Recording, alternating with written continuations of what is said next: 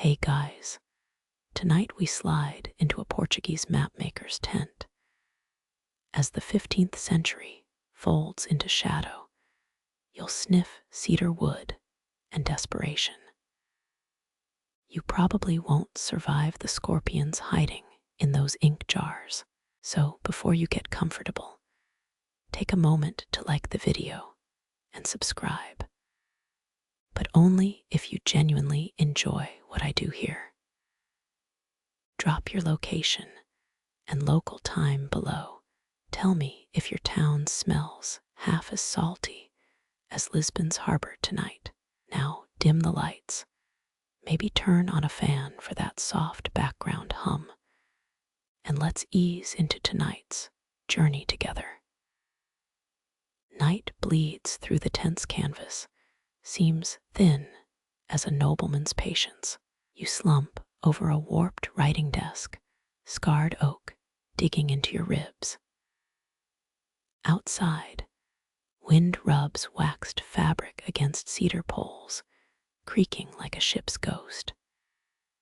Your fingertip brushes parchment edges, dozens waiting for your lies about dragon-filled seas, a mainstream confession. Real 15th century scribes, like you made maps thicker with fiction than fact. Royal patrons paid extra for sea monsters, curling near Africa's coast, cheaper than funding real voyages. Candle wax dribbles onto your knuckle, pain bites sharper than Lisbon's winter gusts. You blow on the blister, your breath swirling with dust motes.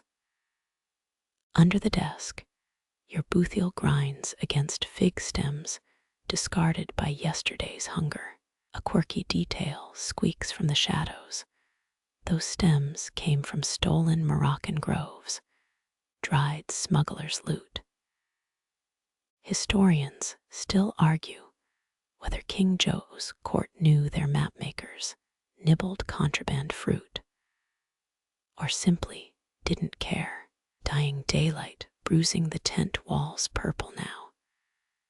You uncork an inkwell, rotted walnut odor punching your throat. The recipe, a blend of oak gall and urine thicker than royal blood. Your quill hovers, hesitating over India's invented coastline. No one sailed there, yet fantasy sells faster than truth ever could. Something scratches behind your left shoulder, mice or wind peeling up the tent's edge. You stiffen parchment, suddenly fragile as a diplomat's promise. Golden Age secret, most tents smelled worse than fishermen's nets. Oilcloth reeked of rancid linseed. Your nose wrinkles. Tonight's bouquet, moldy canvas, and ambition gone sour. A shiver spiders down your spine, sunset stealing the last warmth from your ink. You reach for a fur wrap, wolf pelt from a Baltic trader, now stiff with salt. 3 weeks since he demanded payment for it, paid him with a map, promising El Dorado's rivers. Joke's on him, your map labeled a swamp as paradise. Throat tight, you gulp lukewarm wine, vinegar tang masking Lisbon's well water. The cup clay fired in a Coimba kiln, chipped by last month's squall. Historians whisper Coimba potters, cursed sailors, baked secret oaths into their clay. You trace the chip, wondering which storm it predicted. Wind lifts the tent flap, cold tongue licking your nape. Goosebumps rise like tiny islands on your arm. Outside, a dog barks toward the docks. Some sailor's lost hound howling at imagined sirens. Your candle gutters, flames stretching thin as your sanity. You stab the quill into India's blank bay, ink blobbing into a nameless island. Tomorrow, you'll claim Portugal's caravels discovered it, maybe name it after your mother. Antonia Island sounds pious enough to please the bishops. A strand of hair sticks to your lip. You spit it out, gray as Atlantic fog.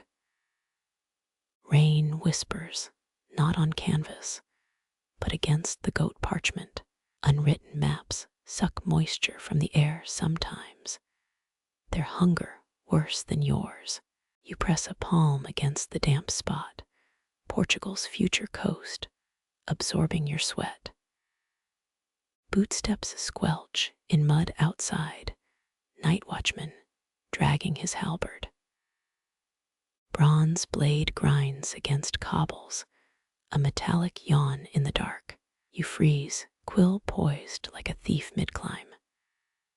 Contracts forbid working past sunset. Royal wages don't cover candle costs.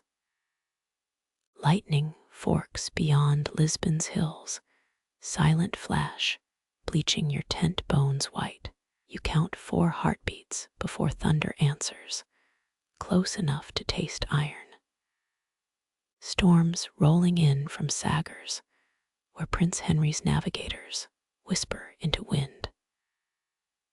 The tent groans, cedar poles flexing like a galleon's mast. Your elbow smudges fresh ink, the Nile's delta, now a black smear. Cursing, you toss breadcrumbs on the spill, northern trick to blot, without wasting parchment. Crumbs soak up lies as quick as truths, hungry little saviors. Damp wool smell seeping from your bedroll now, mildew blooming where horsehair pokes through stitching. 17 nights since you washed it in the Tagus. The current almost stole it while you scrubbed. Tomorrow's problem. Tonight the stink keeps you sharp. Eyelids lead heavy. You pinch your wrist to stay awake. The royal master of charts wants this map by dawn. His seal already warming in your belt pouch. Pressure tightens your skull, temple vein pulsing like a mallet on drumhide. Quill tip splits, spidering ink across Cathay's supposed mountains. You growl, reshaping steel with a pen knife, blade nicking your thumb. Blood beads, warm salt sliding toward your palm. For fun, you dab it onto the parchment, new island in the Indian Sea. Crimson Atlantis, why not let future sailors hunt it? Thunder closer now, gut-rattling booms shaking inkwells. Brass lids tremble like coin-filled beggar's cups. You lunge to steady them, free hand grabbing cold metal. A drop escapes, black venom crawling toward yesterday's Africa. Night fully here, the tent wrapped in gulfs of ink blacker than your thoughts. Candle shrinks, nub swimming in its own wax. Shadows stretch tall, your silhouette hunched and monstrous on the canvas. Flapping sounds by the entrance, not whined this time, a trapped moth beating itself raw. You rise, bones crackling like dry kindling, and lift the flap. Wings brush your cheek, powdered luck escaping toward the storm. Raindrops finally hiss against canvas, drumming a sailor's death chant. Water seeps under the east wall, darkening the dirt floor. You kick discarded parchments into a makeshift dam, sacrificing failed maps to save tonight's masterpiece. Back to the desk, your hip bumps, it oak legs screeching.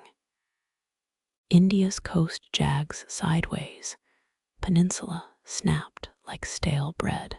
The mistake looks better, more dramatic truth could use some flair. Fatigue glues your tongue to your teeth. You splash wine on your face, purple trickles staining your tunic. Cold shocks you awake, muscle memory from university all-nighters. Only now you're 53, not 19 body slower to forgive the abuse. Vellum rustles inside a locked chest. Top-grade stuff, too precious for practice, waiting to chart Vasco da Gama's next folly. You imagine your fingers stroking it, cold surface smoother than any lover's thigh, delirium talking probably. Wind shrieks, a demon pretending to be breeze. Canvas ripples, whole tent inhaling sharply. The candle dies, wisping smoke into your nostrils. Darkness eats everything ink parchment and your goddamn willpower. Then your flint strikes sparks, once, twice, before catching linen char. New flame flickers life in miniature, painting shadows anew. You shield it, palm curved against drafts. A sailor guarding his last ember. Dawn's still hours off, thieving closer with each breath. You grind coffee beans in a bronze mortar, Azurean beans, smuggled past custom men. Bitter scent cuts through the fatigue fog, liquid midnight, brewing in a tin cup. First sip scalds punishment for your haste, but warmth spreads down your throat, false courage for the work ahead. Thunder retreats, growling towards Spain as rain gentles to a drizzle. Your quill finds rhythm, sketching phantom capes where no land exists. Lines flow now, lies unchained, birthing islands hungry for colonists' boots. Outside, Lisbon sleeps, dreaming of spices it can't name.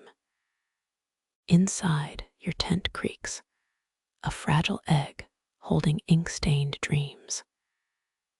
You bend lower, world reduced to parchment, and pulse, each heartbeat measured in cartographic sins. The sea breeze slips under the tent flap, cool fingers brushing your neck. You surrender to the map's hunger, letting it swallow night, our thought, until only the scratch of quill remains.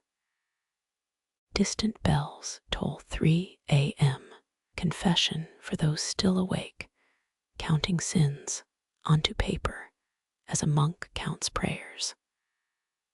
One more peninsula, one more bay, one more lie disguised as discovery. Your wrist aches, the price of building empires with ink. Outside, Portugal mutes its harbor cries, just this once, letting a scribe forge futures in fragile silence.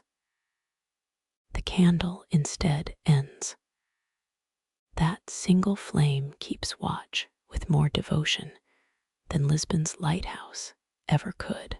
You fight the urge to poke its wick, the brass holder still warm from yesterday's melt-off. Remember, sister, Margarita's warning, 2 generations of nuns, insisting beeswax cleanses ambition. Yet here you burn it anyway. Historians still argue whether monks favored brass for its cheap gleam, or simply liked how it sang to melted wax. Your elbow sinks deeper into the oak desk, 3 generations of shipwrights, sweat soaked into its grain. One candle's glow licks 13 inkwells into life, walnut husks polished to a muddy shine. Shadows twist the farthest quill into a sleeping scorpion until you nudge the candle left. Warmth climbs your sleeve like ivy, threadbare wool grateful for the task. Those Franciscans scribbling Vatican contracts never mentioned this, how firelight makes ink smell like burnt almonds.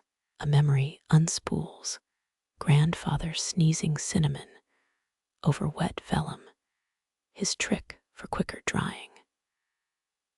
Only 93 miles west, King Duarte's scholars draft treaties under chandeliers. But your tent holds quieter empires. Folk tales claim certain flames reveal, weather patterns note how tonight's flicker leaps north every seventh breath. Your shadow monk routine resumes, dipping quill into the blackest well. 14 heartbeats pass between drip and parchment kiss, a ritual older than Prince Henry's caravels. That one ink stain resembles Madeira if you squint and ignore Portugal's crumbling claim on it. Warm wax bleeds down the brass stem, panic hardening faster than dignity. Mouse claws scritch near the quiver of spare nibs, little thief debating if feral caps taste like victory. Your tea exhales bergamot ghosts against the candle's cheek, orange oils from last month's smuggled crate. Blend honey too thick, ruining 3 brushes before conceding to heat the pot. It wasn't greed, but curiosity that cracked the wax seal, Moorish symbols glinting under lid's underside. Odd how brass reflects gold's echo without the weight, a cheat you admire. Historians still argue whether Queen Eleanor's cartographers poisoned their rivals' ink or just stole better quills. You blow dust off a dried fig, breakfast sacrificed to bribe a quieter workspace. Candle shadows make olive pits look like uncharted islands, simple trick to justify sailing routes. One tremor sends your sleeve grazing the flame, threads crisping faster than shame arrives.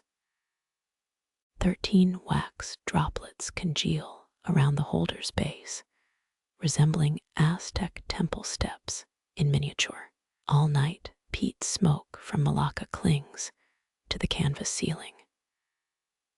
No royal decree would convince you to open a window now, not when the maps whisper new currents.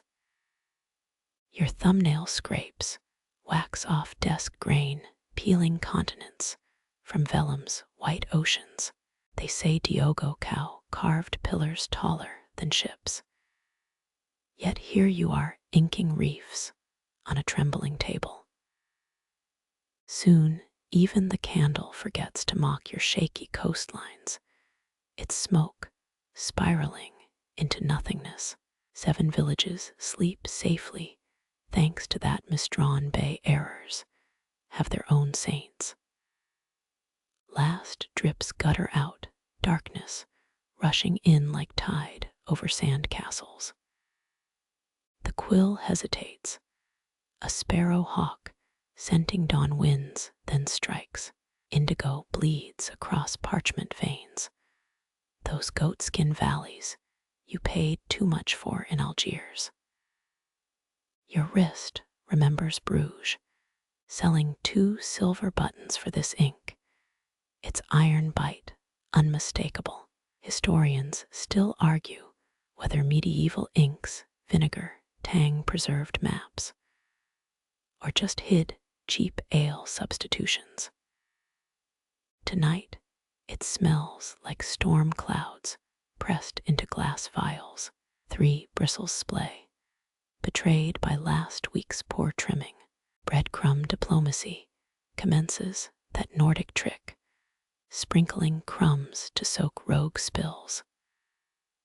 One errant drop becomes Madagascar if you tilt the parchment sideways. Truth be told, Malmör merchants never explained why rye works better than wheat. Drafts sneak under the tent flap, fingers tugging your sleeve toward the Atlantic. You anchor progress with a whale oil paperweight, harvested from a beached calf near Sintra. 17th century law forbade such scavenging. But dead leviathans care little for royal decrees. Shadows warp your first archipelago into dancing cobras until candlelight steadies them. That inkwell once held Venetian perfume.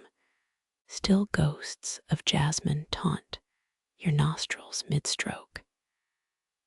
Historians still argue whether portolan charts copied Roman sailing logs or pirates sketched them drunk on Cypriot wine. Your knuckle smudges a bay entrance, instant sanctuary for phantom caravels. Seagull down clings to wet ink, plucked from your pillow's dubious stuffing. Calligraphy scoffs last month's self, too busy inscribing latitudes with charred willow sticks. 3 hours pass your spine protesting like a Lisbon fishwife. Someone, likely grandfather's ghost, whispers that true north shifts yearly near the Azores. You counter with saggers, monasteries, rumors, compasses bleeding northward at midnight. Indigo pools mock your shaky atolls until a well-placed breadcrumb rescues the situation. 3 candles ago, that ink blot resembled St. Brendan's sea monster. Now, it's merely Timor with indigestion. 3 jokes worked into the script. The quill hesitates comparing to a hawk, selling buttons for ink, and breadcrumbs as diplomacy quirk. Wind's invisible fingers riffle your parchment stack, each sheet whispering its own Atlantic secrets. 3 distant chimes float through the tent flap, Lisbon's harbor bells softening into dusk. Exactly 79 steps below this hill, you counted yesterday, fishermen still mend nets with tar-black fingers.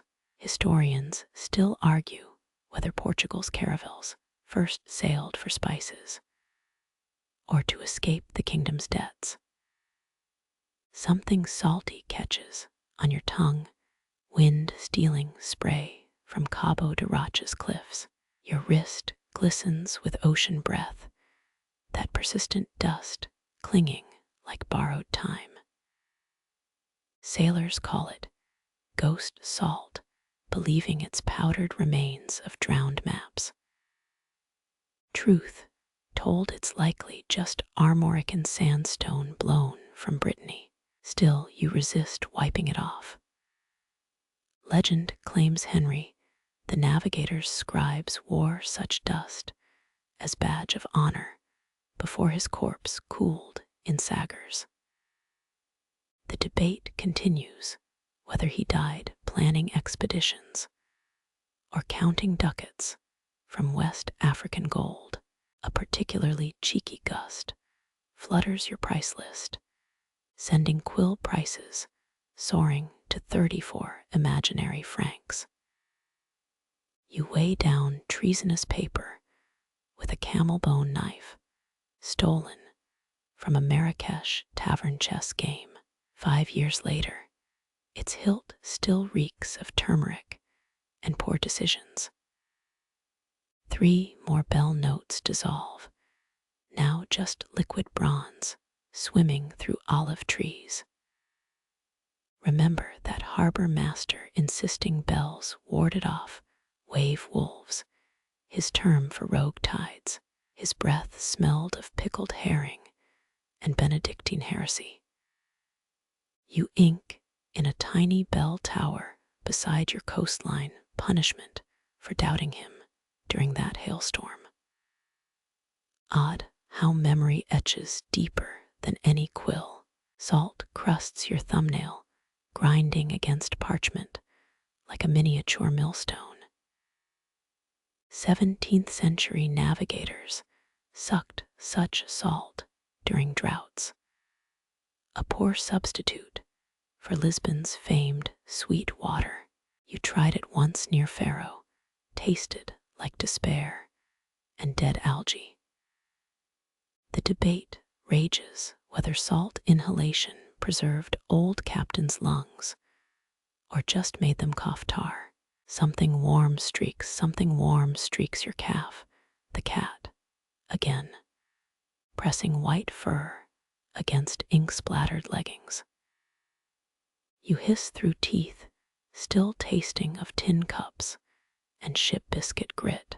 Lisbon drifts, mere harbor mud under fingernails, as your quill spikes northward. Coastlines swell under your knuckles, parchment, rising like bread dough around phantom continents.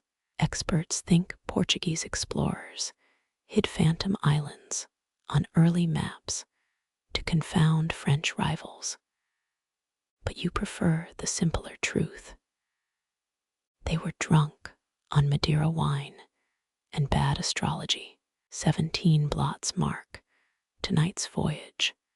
Mosquito corpses embedded in your India flank. You rename them the Spice Isles, error, baptized as archipelago. 5 blots become monsoon rains. One morphs into Java's impossible volcano, smoking beneath your thumbprint. Historians still argue whether cartographers feared blank spaces or truly believed in sea monsters. Your current squid ink concoction smells suspiciously of fermented plums. A Beria tavern keeper swore it was Vasco da Gama's personal recipe. The candle spits. Now China blooms too close to Arabia, a child's fever dream geography. Wine-dark ink pools, alive as a teased scorpion before you nudge it westward. Every bastard sailor told you pepper grew from trees guarded by winged serpents. Instead, your stylized dragon resembles a disgruntled goose you have expected to honk reproach. Blurred coastlines mimic wave crests, each mistake carving new trade routes. Your pinky smears Ceylon into an amoeba evolution of error. Medieval alchemists believed misdrawn maps spawned real lands, oceans, birthing from careless quill slips. Your elbow knocks the Armenian inkwell, turquoise swirling across Sumatra. Somewhere, a merchant screams at the loss of silk profits. Midnight hums through cedar poles. Sails were quieter when you crewed the Infante. 4 years gone, leg still twinges from that Malta rope snap. Sheepskin maps itch inside your boot, constant reminder of stolen knowledge. That drunken Bavarian diplomat never noticed missing Sicily. His tears probably improved the Danube's river flow. The wind shifts, 300 imagined stars prick through vellum, appended spice jars over your world. Your quill pivots, directional crime, placing Polaris where Lisbon's lighthouse should blaze. Sebastian Cabot's famed magnetic variance excuse seems tempting now. If questioned, blame Babylonian star charts digested poorly. One lonely lantern flickers across your ink sea, some monk copyist in Krakow cursing identical shadows. Your little cat paws at the Bengal Delta, embedding her own conquest. Sheep fat candles friends to ship surgeons and liars, drip wax on Java. You peel it off new island chain, christened Archipelago of Madame Butterpaws. West Africa's bulge shrinks, victim to enthusiasm, while Madagascar bloats like festival dough, 8 corrective slashes, each more vicious, until the quill snaps. No matter Mali's gold mines, just relocated to a more convenient bay. Tributary rivers now flow uphill, defying physics and common sense. Late-stage Ptolemy did worse sober. Rosary beads click underfoot, faith abandoned hours ago. Your wrist aches, each pulse counting ducats lost to smudged shorelines. Historians still argue whether Magellan personally strangled the artist who misplaced Guam or delegated the task. Future pilgrims will blame faulty stars, not your 4-hour wine break. Salt breeze gusts beneath the tent flap, scattering phantom. There, tragedies hidden under fresh ink fog. Cartographer's repentance comes tomorrow, maybe, when the cat stops sitting on your compass rose. For now, errors morph into rivers, leading nowhere beautiful. Ocean gaps yawn, inviting better fools to drown. The last candle drowns in its own wax, guttering like a retired privateer. You lick ink off a knuckle, tasting distant Sumatra. Or is that yesterday's sardines? Ghost constellations shimmer above failed coastlines, drunken gods connecting stars with trembling fingers. Dawn licks tent canvas, gray at first, then pearl, then the hot brass of Portuguese morning. 7 more capes to falsify, 3 imaginary gulfs, before sleep swallows your stolen astrolabe. The monsoon inside you reshapes continents, forgiving every lie as rain reborn. That viscous India ink river crests, then floods, black venom, breaching your makeshift levee of parchment scraps. You recoil, a scorpion sting would hurt less, and usefully faster. The spill blooms a Rorschach abyss, where Ceylon once floated its edges alive with capillary thirst, pulling the world into its maw. Whole histories come unstitched, where your left elbow pinned Sumatra. Now only ink, suggested lava pits, island erased by ravenous tide.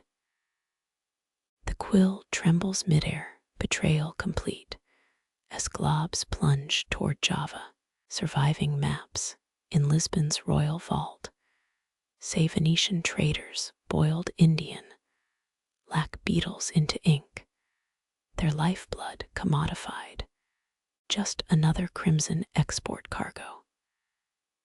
Your current batch reeks of fermented plum and Attic mildew. Act fast, or the rupture devours Madagascar too. You plunge your hand into the hempen biscuit sack, fishing for stale crumbs, hunting that Nordic trick whispered between ship riggers.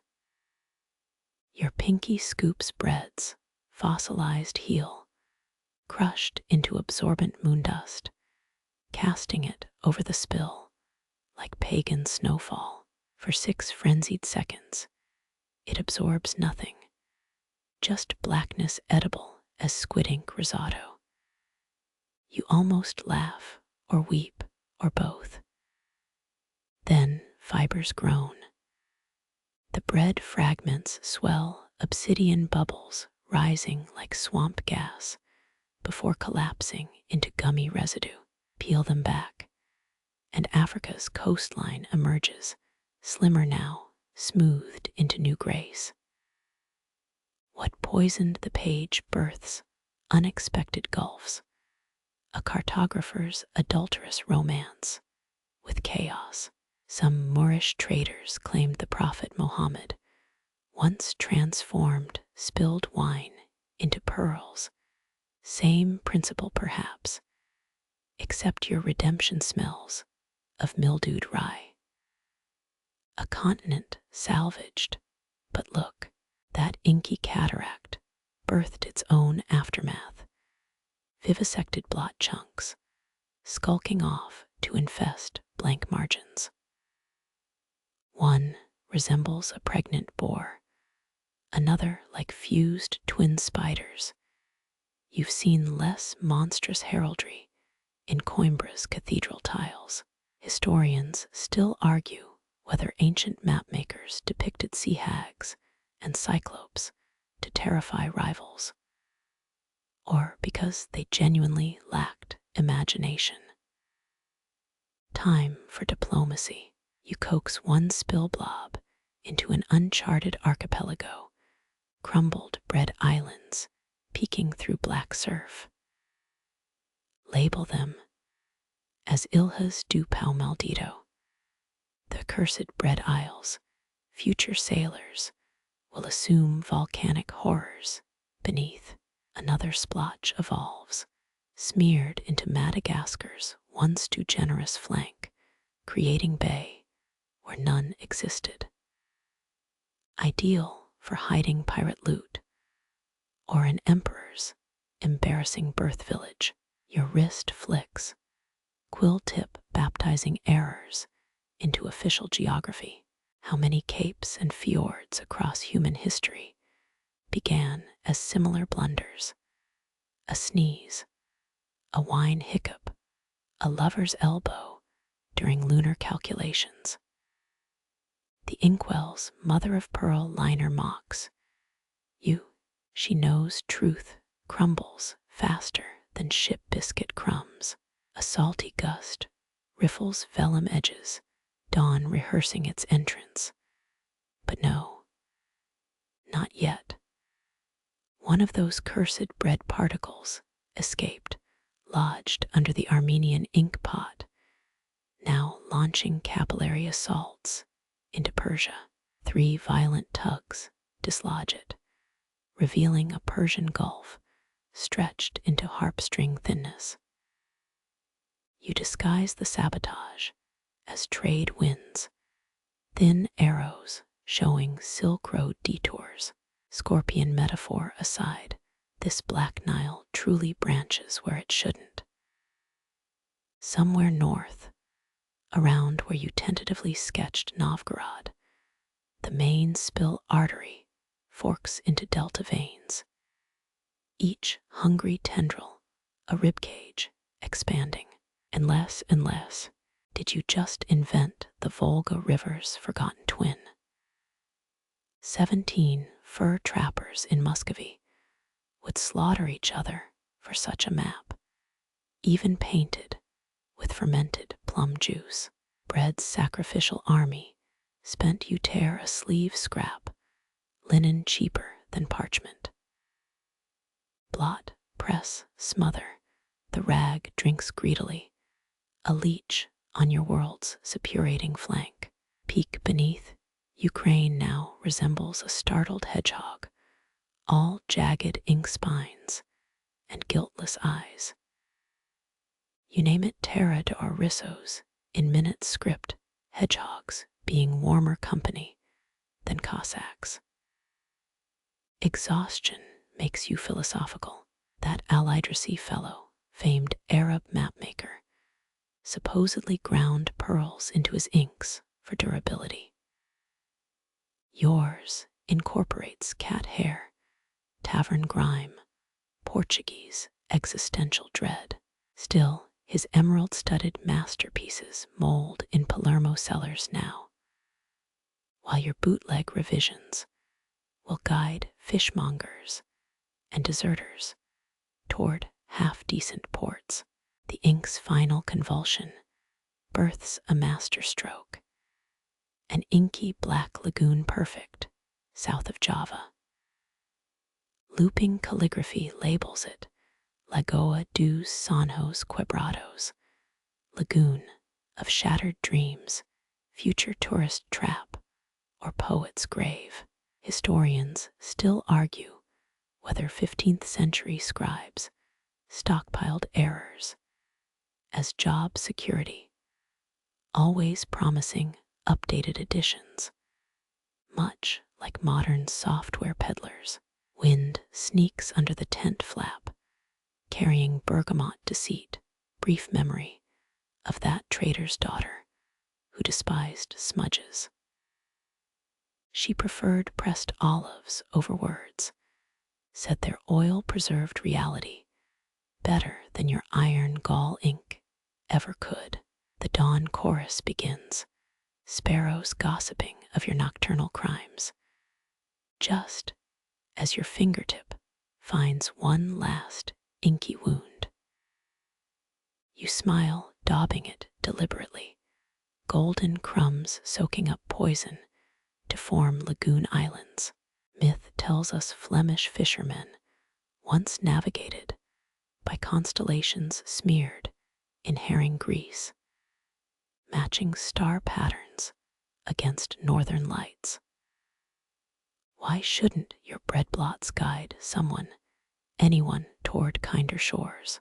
The tent fabric sighs, cedar poles groaning in maritime humidity, morning's first furnace breath.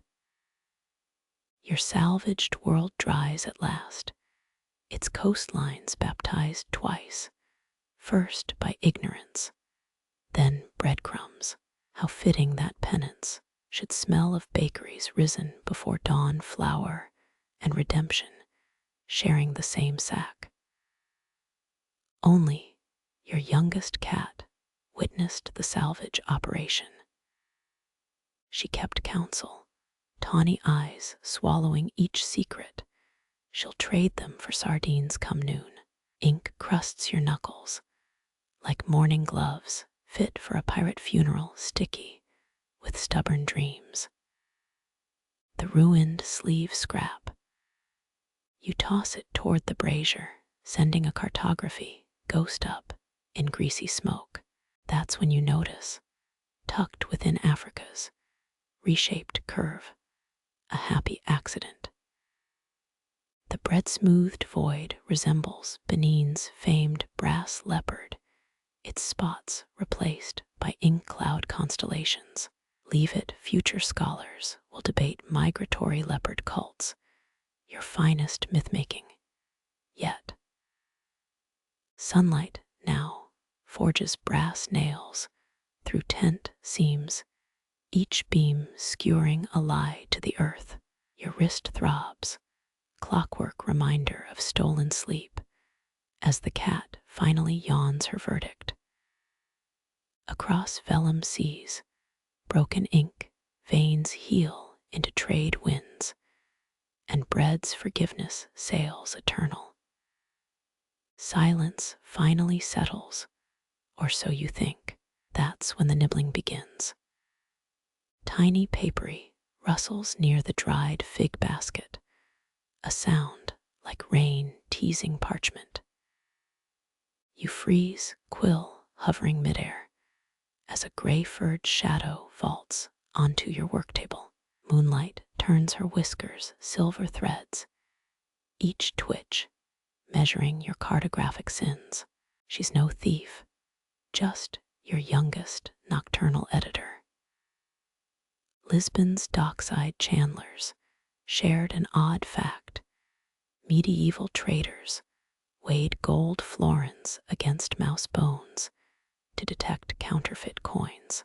Your visitor ignores both peso theories and florins alike. She scrapes one coin sideways with pink paws. Payment or tombstone.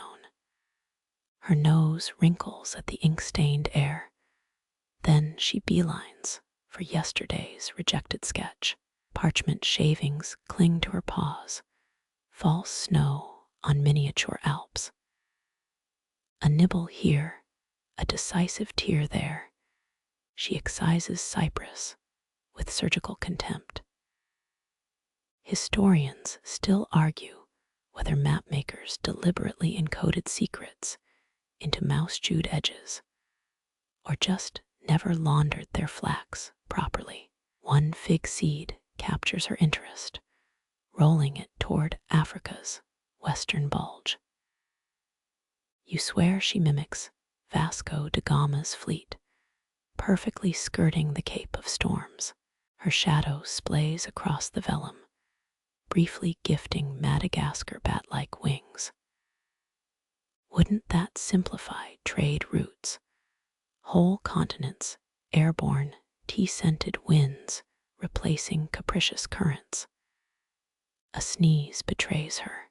She freezes, fig seed clutched like stolen mercury, eyes reflecting twin candle flames. You mimic a Lisbon fishmonger's cry, the one selling sardine pâté near Santa Just a Lift. Her ears pivot, recognizing the dinner bell, but duty first. Back to the map, tail flicking over Crete like a metronome. She drags a claw through your carefully inked Aegean, scoring a canal Persia's Shah would weep to own. Note to self, label it Mousopolis Strait, charge Venetian galleys triple tolls. Moonlight shifts, silvering the spice jar she's commandeered as lookout tower. Nutmeg dust powders her whiskers, giving her the look of a miniature Venetian doge post-banquet. Royal indeed, she grooms her paw while judging your Himalayan foothills. Too jagged her nibbles suggest, better modeled on crumpled silk. A sudden draft makes her fur ripple church lace in cathedral winds. You glimpse the sagging tent wall where Malak and monsoons left mildew hieroglyphics. She leaps, pouncing a crease in the canvas, imaginary serpent subdued. Victory parade ensues, triumphant laps around the inkwell, until she missteps into an F-shaped blot. Now she wears India's stain like a scholar's robe, tail tipped in gangetic black. No matter, she'll lick it clean by dawn, spitting indigo insults into the sand bucket. Tongues wonder why medieval inks rarely poisoned mapmakers. Turns out every scriptorium harbored furry antidotes. She halts, snout buried in your Persian Gulf scroll, inhaling like a duchess appraising civet perfume. Traders whisper cinnamon bark, once served as currency in Goa's back alleys. This critic prefers your documents' flax and hide bouquet. Her latest audit exposes a genuine flaw. Your Elba coastline duplicates Arwad Island's crooked harbor. Without ceremony, she gnaws Sicily into better proportions, crumbs drifting onto your boot. You save one future relic for the Sultan of Mausopia. 2 figs now disappear into the shadow realm beneath your stool, royal taxes levied. In return, she leaves ivory milk teeth on the atlas's title page, font suggestions for Mongol invasions. Dawn pries at the tent flap, peach-colored fingers seeking entry. But she's not done. A sprint across the armillary sphere, tarnished brass ringing like botched vespers. Then she's aloft, dangling from the lantern chain by one paw brazen as a Barbary pirate. She admires the world upside down. The Adriatic Sea balloons into a teardrop. India curtsies toward Java. She approves this revised perspective. Fatigue folds her at last. She curls inside the emptied fig basket, dreaming of nibbled archipelagos, your rejected Europe sketch, serving as quilting. Faint squeaks escape, perhaps debating coastline theories with dream colleagues. You resist annotating her sleep notes, though Rodentia's atoll holds cartographic promise. Lanterns gutter, their wicks swimming in last breaths of oil as moonlight retreats. Your quill scratches one final label where her claw rewrote history.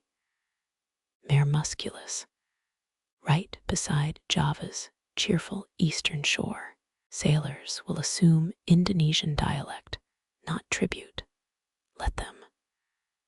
Her whiskers flare, dreaming perhaps of Aesop's mice who gnawed lion-binding ropes.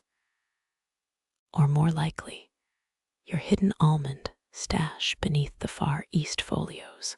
You sprinkle cinnamon shavings around her basket, both bribe and border, while sketching a tiny coronet over her makeshift realm. Dawn's first sparrows gossip outside their chirps, syncopated by the royal snores. Let kings send their falconers. You wield a mightier draftsman, silken-pawed, and paid in crumbs. Slowly, the map surrenders logic, its edges softer now gnawed into kinder truths. Blood-orange light bleeds through the tense eastern seam dawn, sharpening its claws on your candle's last inch. You press both palms against unfinished latitudes, skin shielding scrollwork galaxies from day's hunger. Warm wax rivers slow around the brass holder, your loyal sentry, fading with every pooled tear. That Persian Gulf coastline glistens wet, still resisting the quill's nudges towards accuracy. 57 hours since you stole St. Jerome's portolan chart from the monastery archives. The one with compass roses blooming like sunburned octopuses. Portuguese navigators swore by those radiating rum lines, even when their ships stove against invisible reefs. 3 figs remain, your mouse editor's tribute, vanished with her midnight sovereignty. You nibble half-absently, tart seeds sticking to the ink on your lip. Traders claim Vasco da Gama packed 97 lemons against scurvy, ate none, then blamed his rotting gums on Malabar witchcraft. A bristle snaps off your quill, rebelling against Tyrian purple mixtures. You dip it again, ignoring how the inkwells' coral branches glow like accusation. Sailors' whispered coral containers repelled demons eager to warp coastlines, better than the holy office's charms. Your fingers find comfort in the grooves, where Caribbean reefs died to guard this desk. Horizon's amber glare bites, gnawing your candle, stump down to its brass vertebrae. You exhale, steam curling into dawn's throat, while quick-drying ink preserves Zanzibar's false river delta. Historic debate rages about these flourishes, cartographers beautifying borders versus duping rival empires. Experts think Magellan carried 3 doctored charts just to infuriate the Spanish crown. Wind rifles through your speckled beard, lifting cinnamon dust from yesterday's edits. The tent flap gapes, revealing Lisbon's hilltop castles, now staring like hungry jackals. Your charcoal smudges a mountain range taller than any atlas survey. Wishful cartography smells of burnt almonds. 1 drop of turpentine resurrects last week's blunder. The Bay of Bengal shrinks into compliance. You mop sweat with a vellum scrap, leaving Delft's trade routes stuck to your temple. 17 candles died birthing this coastline. Their ghostly tallow swirls beneath Java. Dawn's teeth sink deeper, molten light pooling around your ink-stained wrists. Shelter the work too long parchment yellows under frantic palms, truth buckling under protective hunger. This map prefers candle flame caresses, not sunlight's interrogation lamp. Your elbow squashes a dried lavender pouch, mother's cure for midnight mind drought. 49 petals spill across Morocco, turning the Sahara into a perfumed graveyard. Monks used such sachets to mask the stench of decaying manuscripts, or maybe just their own moldy sandals. Another bristle deserts the quill, betraying you near Salon's all-too-pointed tip. You flick it aside, watch it land in the sand bucket, where Goa's elephants were erased yesterday. Scribes in Kerala trained parrots to retrieve dropped pens. Your budget stretches only to mouse mercenaries. Brass candle holder scorches your thumb, final flame gulping air like a beached hagfish. You let it gorge, one last burst to gild Madagascar's eastern shoals. Then darkness lunges. The tent becomes a sepia crypt, your hurried breath fogging over coastlines only bats might navigate. No matter, muscle memory guides your hand, tracing Sumatra's spine by fingertip braille. Cartographers call this devil's draftsmanship, working blind until fresh wax can be stolen. Cold nib kisses parchment, hesitant as a novice's first confession. You press harder, river veins spidering through Siam's forests, each stroke defying dawn's territorial claims. Historians still argue whether Joe V ordered intentional errors on colonial maps, paranoia, or clever piracy. Somewhere beyond this canvas dungeon, Lisbon's fishwives shout prices, while seagulls heckle their mackerel. You ignore them, fingers cramping around Java's stubborn northern cape. No room for porcelain roses here, just supperless hours and imagined spice winds. The mouse empire stirs, ivory teeth clicking against her wicker throne. She'll emerge by noon, demanding figs as reparations for her editorial hibernation. Until then, only your stubborn breath keeps yesterday's map from becoming today's bonfire kindling. One last label ink pooling into letters thicker than ship ropes. Hic sunt dracons.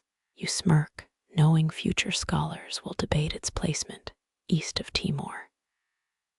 Truth is you just liked how the D echoed the mouse's snores. Dawn winds flooding the tent with honeyed malice. You collapse sideways, cheek adhering to a still damp Mercator projection, dreaming of cobalt, seas no sunrise can corrupt. 53 dawns haunt your tent since Lisbon's harbor bells faded, each sunrise gnawing memories softer than vellum. Your thumb finds those crescent teeth marks again, Malacca's clove gales still wedged beneath the nail. Salt crusts the skin, a smuggled souvenir from when Arab traders claimed nutmeg could repel rats and melancholia. Distant fires whisper through the bedroll's horsehair stuffing, your spine cataloging every lump like a resentful archivist. Wool clings with the desperation of a drunk diplomat, its weave imprinted with Goa's monsoon musk. 17 nights you've debated burning it, but home smells swim up from those sour threads, offering unsafe passage. A sandfly drills into your ankle, the price of sketching Java's swamps after sunset. You crush it absently, blood smearing Borneo's eastern bay into something resembling a werewolf's grin. Scholars insist medieval cartographers hid sea monsters near unexplored coasts, but your tent breeds landlocked horrors. Wind rifles through cedar poles, mimicking rigging songs from ships you'll never board again. Your pinky traces the bedroll's frayed edge, counting unraveling threads like rosary beads. Traders swear Goa's tailors weave opium dreams into military blankets, though you've only witnessed nightmares stitched with mediocre thread. Honey light bleeds through canvas pores. Another noon, gate crashing your nocturnal kingdom. You squint towards Malacca's phantom scent, that clove-dusted harbor where Portuguese carracks bobbed like drunken nobles. Historians still argue whether Afonso de Albuquerque truly wept burning chilies or just enjoyed theatrical diplomacy. Damp parchment sticks to your forearm, Indonesia gluing itself to tired skin.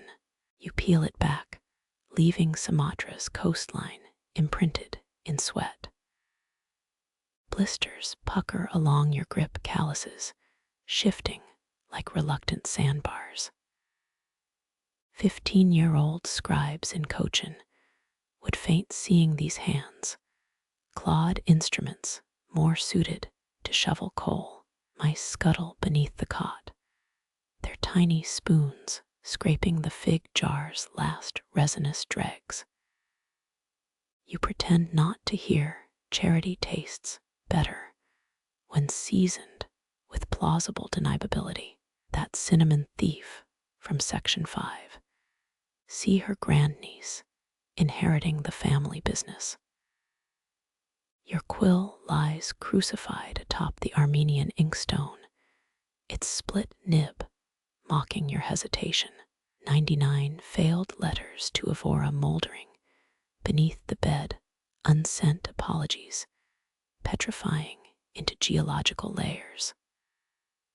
One more verse about the clove winds.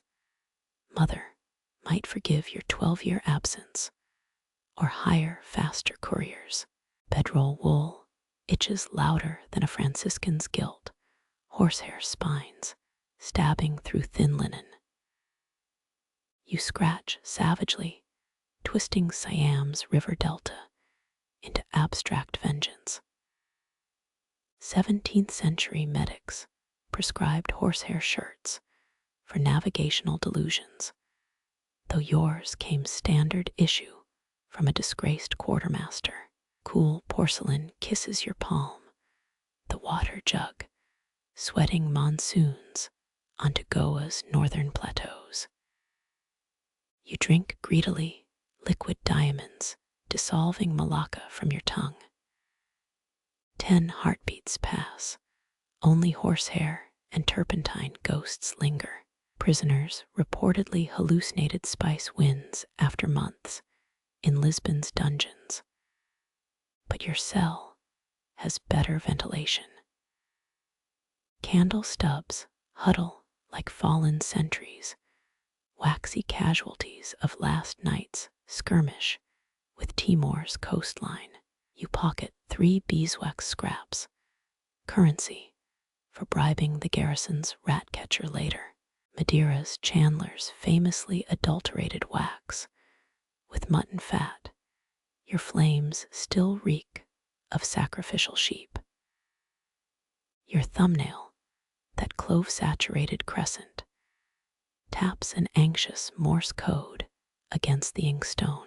Each click echoes Lisbon's Rua Nova, its blacksmiths hammering anchors for fleets you helped misdirect.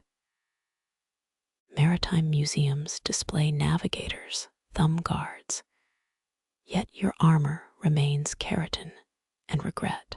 Shadows stretch, lazy panthers stalking across Moroccan dunes.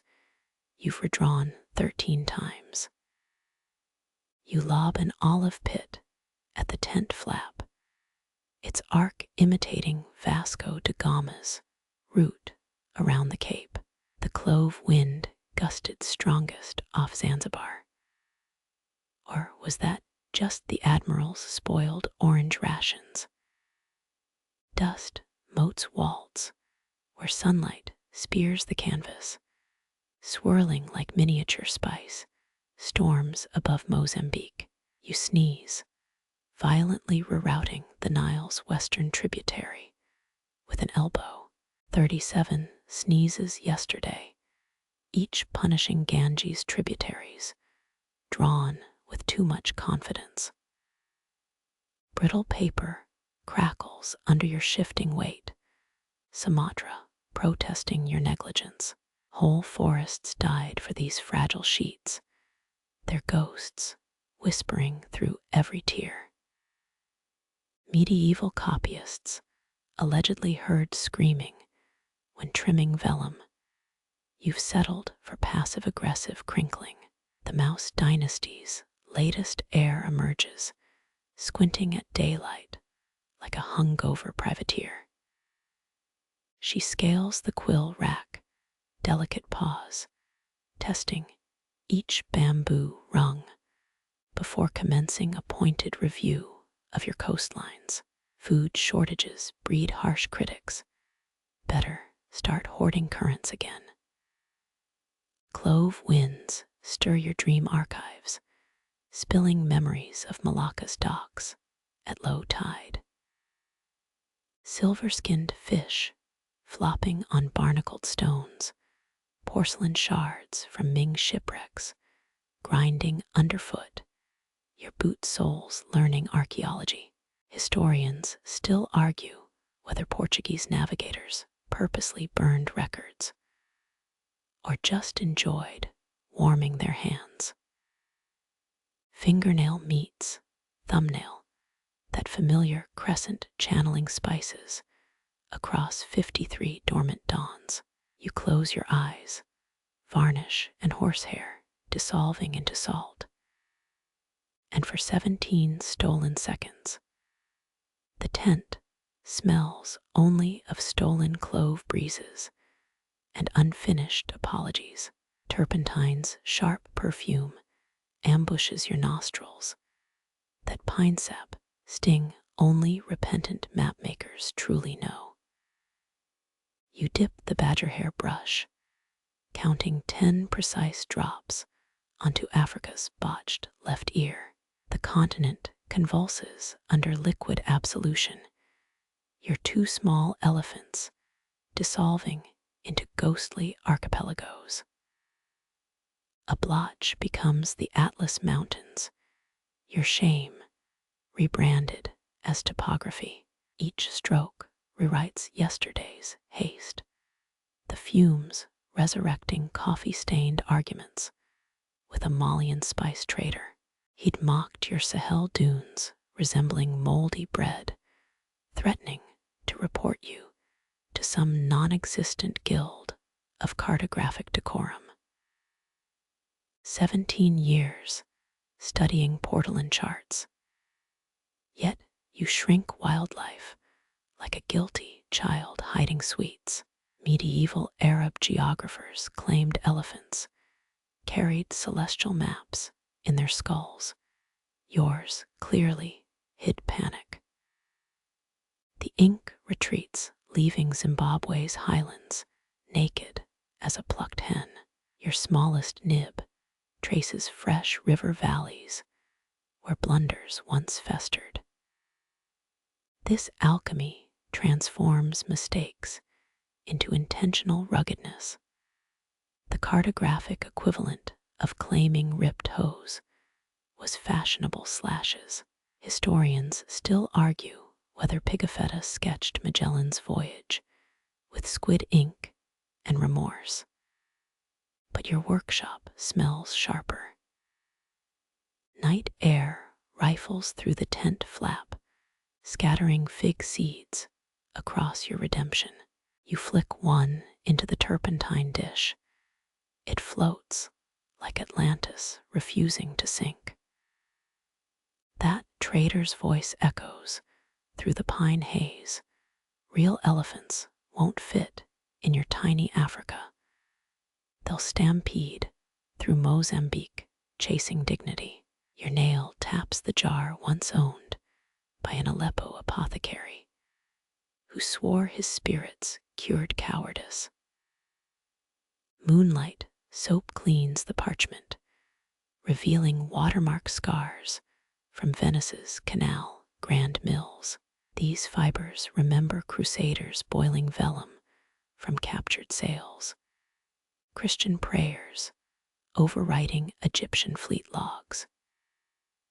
You add cinnamon powder to the turpentine, 30 years dead Bethlehem's last monastic batch, smuggled in a psalm book. The mixture turns the color of Lisbon's underwhelming sunsets. Your knuckle smears Lake Chad's new shoreline, creating a more hospitable bay for imaginary fishermen. Blunders mutate into artistic license with each pass, the quill equivalent of kicking sand over tavern vomit. 18th century forgers allegedly used garlic oil to fake antique maps musk. Your revisions carry no such pretenses. A moth kamikazes into the drying puddle, its wings gilding the Congo basin with unintended topaz. You tweeze it free, gifting Namibia a new moth-shaped trading post. Here be idiots, you mutter, dragging the giraffe's neck upward to respectably improbable heights. Venetian glass artisans supposedly added errors to mimic flawed nature. Your philosophy feels less noble. 3 walnuts roll from your sleeve, emergency rations during pre-dawn editing marathons. You crush one over the turpentine dish, oily echoes of Persian miniature techniques. Crumbled shells dot the Kalahari, becoming a caravan of merchants fleeing your shaky calligraphy. Footsteps crunch outside, the garrison priest hunting midnight confessions. You douse the candle, turpentine fumes blooming black roses in the dark. 9 heartbeats pass, the scritch-scratch of male boots moving toward cheaper sins. Your elbow discovers the dish, liquid regret baptizing the Niger Delta into something almost navigable. Dawn licks the tent's eastern hem, turmeric light corrupting your careful blues into swamp greens. You shield the work with a cedar board, knowing sunlight reveals every flinching brushstroke. 47 flaws remain, each one steaming like a guilty witness under morning's glare.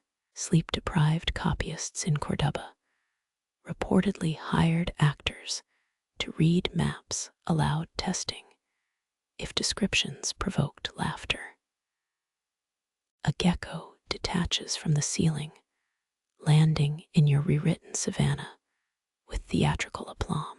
His sticky toes interrogate Kenya's revised mountain passes, Taikai movements judging your life choices. You drip honey on Djibouti, bribing divine favor for this amphibious critic.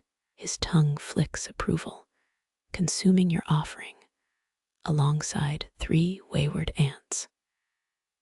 The inkwell coughs, its coral crater weeping cobalt like a wronged opera singer. You blot with chamois leather, once part of a Moroccan scribe's shoe, now erasing the last vestiges of botched rhino horns. Scholars whisper Venetian mapmakers spiked ink with laudanum for steadier coastlines. Your hands jitter with untreated honesty. Mice emerge, whiskers tipped with yesterday's fig lute. They circle the turpentine jar, tiny noses wrinkling at its medicinal arrogance. One braves the fumes, sprinting across the Sahara to steal a walnut shard. Your acquiescence feels less like kindness, more like bribery for future silence. A Lisbon-bound caravel horn blares from the docks, its bellow flattening your carefully inked dunes. You flinch, accidentally gifting Lake Victoria an obscene peninsula. 3 centuries from now, students will debate whether this wart represented actual geography or the mapmaker's grudge against loud sailors. Your pinky finds a parchment burr, the fiber snag, recalling Evora's rose thickets after spring rain. Mother pruned those bushes while reciting Kamos, her shears biting faster with each stanza. You carve her name into the Atlas legend, 9 letters buried between latitude markings. Cold tea sloshes in its cracked Kate Bay cup, Cairo's heat still baked into its clay curves. You rinse brushes, the turpentine swirling into opal whirlpools haunted by blurred coastlines. Mamluk restorers allegedly whispered prayers while cleaning Quranic maps. Your liturgy consists of creative Portuguese curses. Mist rises from the estuary, tendrils sneaking under canvas to soften your harsher lines. Humidity plumps the parchment, rounding angular mountains into grandmotherly hills. Goa's monsoon taught you this trick, nature conspiring to humble human precision. Fingertips graze the Sahara's reborn ridges, your cartouche now crediting generous assistance from grave errors. The gecko watches from his compass, rose throne, tail curled around Madagascar like a possessive duke. Historians still argue whether medieval Mappa Mundi creators believed their own monster legends or just enjoyed scaring rich clients. Your wrist cramps mid-correction, the quill stabbing Tanzania like a miniature meteor.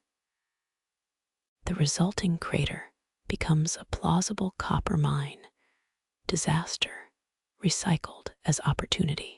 Antwerp printing houses would charge extra for such artisanal imperfections, proof of human hands over mechanical type. Turpentine evaporates, leaving Africa gleaming with second chances. Elephants now tower over acacia trees, drawn with borrowed confidence. Regret's chemistry has transmuted panic into weathered authenticity. The alchemist's dream made manifest in squid ink and pine resin. Morning bells butcher silence, their brassy talons shredding your hard-won focus. You cap the turpentine, its vapors clinging like forgiving ghosts. Outside, a gull mockingly drops a mackerel spine onto your threshold. The gecko pounces, consuming both insult and calcium in one reptilian gulp. The map breathes now, blunders reshaped into guideposts for better prepared pilgrims. Your thumbnail, that permanently clove-stained crescent, taps its approval against the atlas spine. 8 breaths before garrison drums begin. 8 stolen seconds, where yesterday's failures feel almost like gifts. Fog clots the night, thick enough to bottle and sell as forgetfulness. A sailor's hymn bleeds through canvas, baritone notes smeared by humidity's fingers. You recognize the lament for Nossa Senhora do Cabo, that cursed caravel with blue-tarred hulls meant to outrun God's frown. Portuguese explorers rigged such ships with extra crows' nests. Still half their captains mistook Madagascar for India. The singer's voice rasps against your tent pole, a saw dragging through wet timber. His grief stains parchment, shadows purple, where your elbow guards unfinished charts. You're no stranger to ghost ships. Lisbon's harbor master burns their manifests weekly, yet tonight's dirge hooks deeper, its melody dragging up barnacled memories of mass graves scooped from Bengal sand. Twin candles gutter as you strike flint, their wicks starved for conviction. Wax pools like molten fistfuls of daylight, too little too late. Sailors once believed whistling on deck summoned storms. Your exhale now feels just as reckless. Historians still argue whether Martin Afonso de Sousa's fleet wrecked on faulty charts, or his refusal to silence a guitarist tempting Neptune. Fog invades, draping your desk in phantom lace. Ink droplets bead silver, where mist kisses indigo your Sumatra coast, now sporting ghost capes. The hymn shifts dialect, a Galician ropemaker's morning twist raw as flayed knuckles. You trace candlelight along vellum gullies, hundreds of pilgrims trusting these lines won't drown them. Silk-shod feet shuffle outside a widow's vigil. No, just moths drunk on lantern glow. One crash lands in your Red Sea, its wings quilting Suez in funeral brocade. You nudge it free with a reed pen, its antennae saluting Djibouti's revised harbor depth. Trade galleons have less grace during monsoons, shivering cherrywood ribs groaning under peacock-hued cargo. Moonlight bleeds through cloud slits, briefly tattooing your wrist with compass roses. Your smallest fingernail scrapes a candle's flank, collecting wax for emergency sealant. Sad gecko, eyes gleam from his compass throne, watching you spike the wax with bergamot to mask despair's stench. The hymn stops mid-verse, swallowed by estuary fog or grief-induced apoplexy.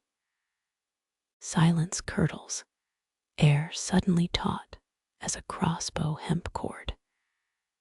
Even your candle flames freeze, wary of sparking the sailor's rage. Constantinople's archivists allegedly tallied shipwrecks. By spilled ink volume, tonight merits 3 full barrels. Damp parchment sags the Nile Delta, blurring into something resembling duckweed soup. You dab it with salt-curdled wool, a trick stolen from Tunisian forgers, too cheap for blotting sand. The fabric drinks greedily, dyeing your fingerprints Egyptian blue for weeks. Footfalls squelch mud outside, the likely singer reeling toward cheaper liquor, or cliff's edge, his belt buckle clinks. Probably Hibernian pewter one rolling dice against death's boredom. You shiver, recalling Cretan sailors who bet coral rosaries on cockfights during doldrums. One candle surrenders, succumbing to dew's slow poison. Its death rattle scatters wax teardrops across Thailand. You consider relighting it, though superstition claims drowned candles haunt map margins as phantom islands. Malacca's monks taught you better, yet your flint hesitates. Mist thickens, infusing your tent with brined lungfuls of another failure. That lost ship's cargo. 50 barrels of Madeiran sugar, 2 pregnant nanny goats, and a Japanese lacquer box stuffed with seeds labeled dragon's teeth in shaky Gaelic. Future botanists will weep over preserved samples, if any survive. Your quill hovers above the Levant, tempted to sketch a reef where none exists, some future salvation. Ethics wrestle expediency on your knuckles, both losers in a silted ring. 15th century chaplains scolded crews for hiding uncanonized saints' bones in ballast. Yet you've drawn worse heresies today. The gecko flicks his tail, snatching a midair mosquito with contemptuous grace. Its husk drifts onto your Ceylon highlands, now speckled like a leopard's flank. You probe the inkwell, its coral contours mocking your hollow condolences.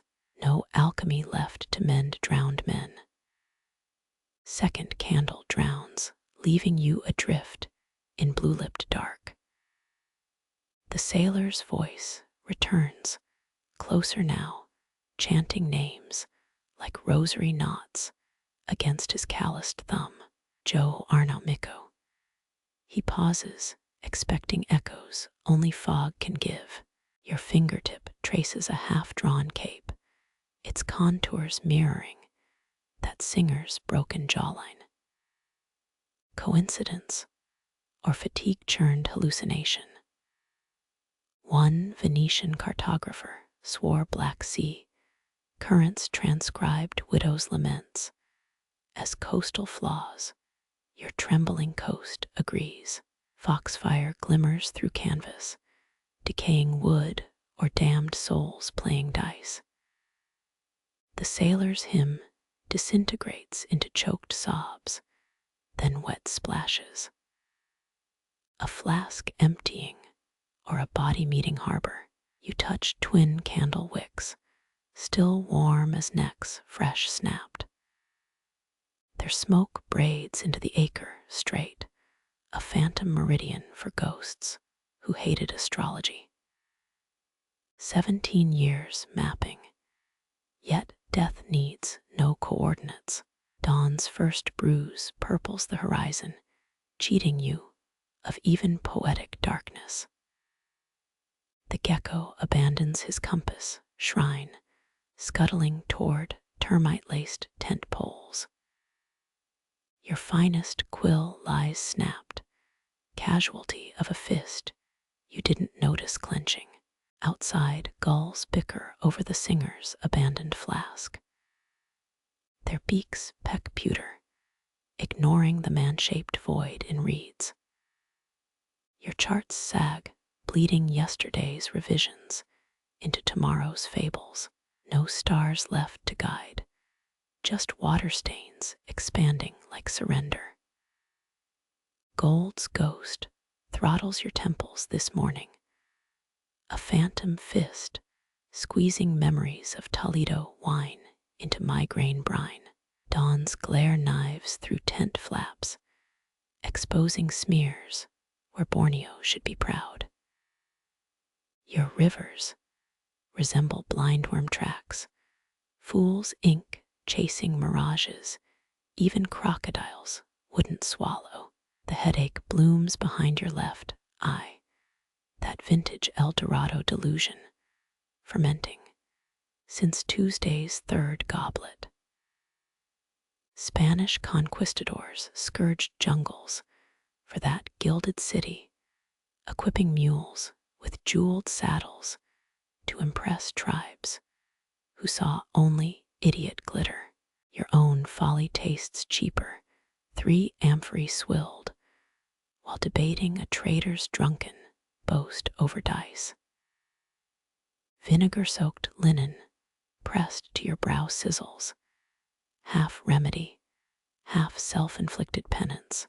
Historians still argue whether El Dorado described a Chibcha chief dusted in gold dust, or Europeans projecting their own hollow greed onto entire continents.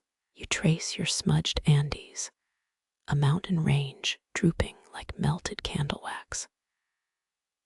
Morning light exposes every blunder Chilean coast gnawed by mold your Amazon, a frightened snail trail. That trader's voice echoes through cottonmouth nausea. Rivers flowing with emeralds, palaces where peasants scrub floors with topaz grit. Easy lies salted with Brazilian, drizzle his breath reeking of salted cod and fungal ambition. Your knuckle grinds against a fresh error. Paraguay's hills now resemble nursing rabbit bellies. Even the gecko avoids your desk, his tail curled in aristocratic judgment. 17 interchangeable conquistadors died searching El Dorado each, convinced they'd be first to find a city literally named the Golden One. Such poetic lack of imagination. Last night's wine bottle glints near the bedroll, its belly crusted with resinous tears. Someone scrawled Cortez's shame washes down smoother. Along the punt, probably your own trembling hand. You recall Aztec envoys gifting Spaniards golden toys, little knowing they'd ignited Europe's dumbest treasure hunt. Tent air reeks of turpentine and poor choices, each breath scraping your throat raw. Scholars whisper the Muisca people's gold rituals involved powdered priests diving into lakes, glorious. But try selling that to bankers funding expeditions.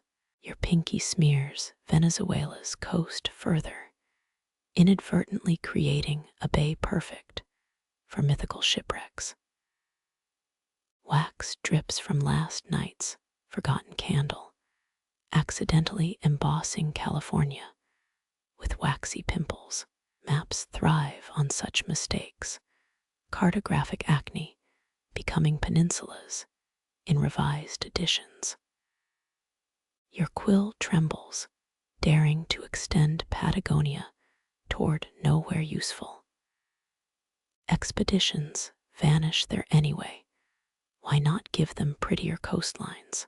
The migraine throbs alphabetically.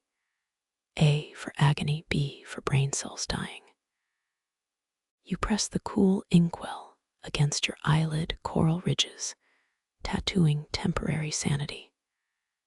That trader's parting gift sits, wrapped in saffron cloth, a genuine El Dorado nugget, now confirmed as pyrite by Lisbon's blacksmiths.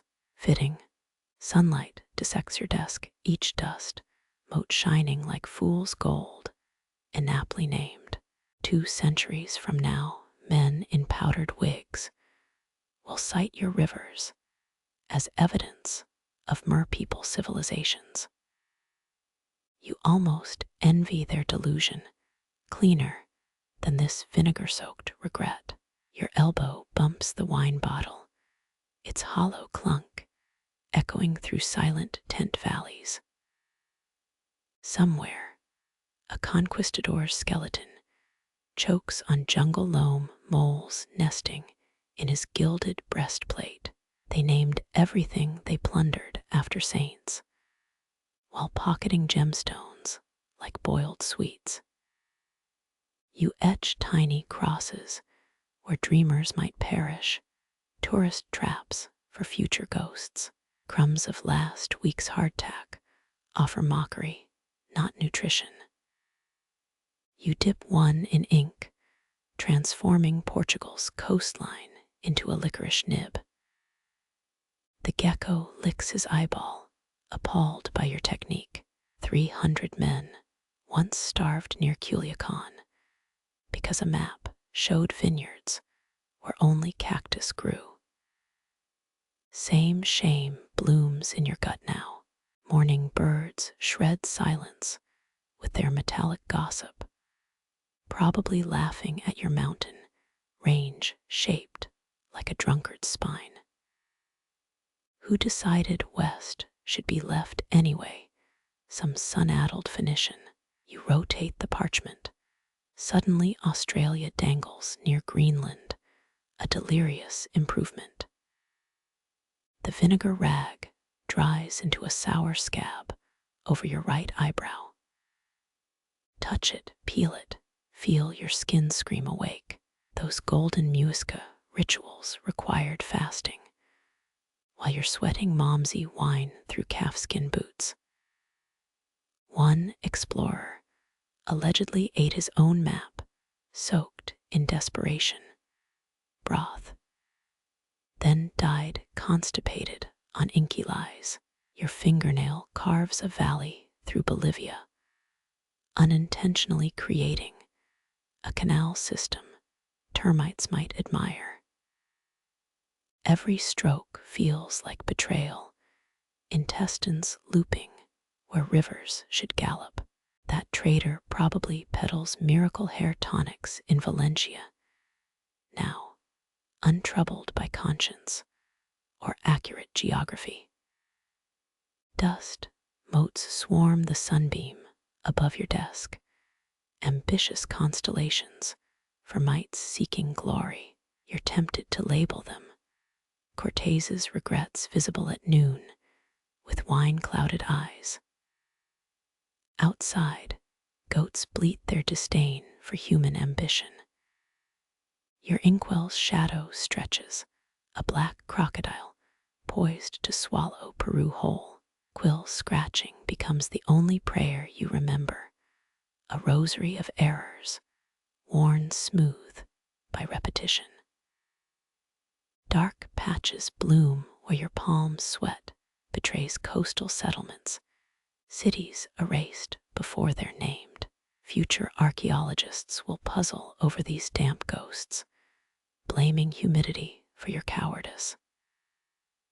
Noon heat warps the tent fabric, turning distant gunshots into harmless thunder, or perhaps traders duel over imaginary borders you inked last full moon.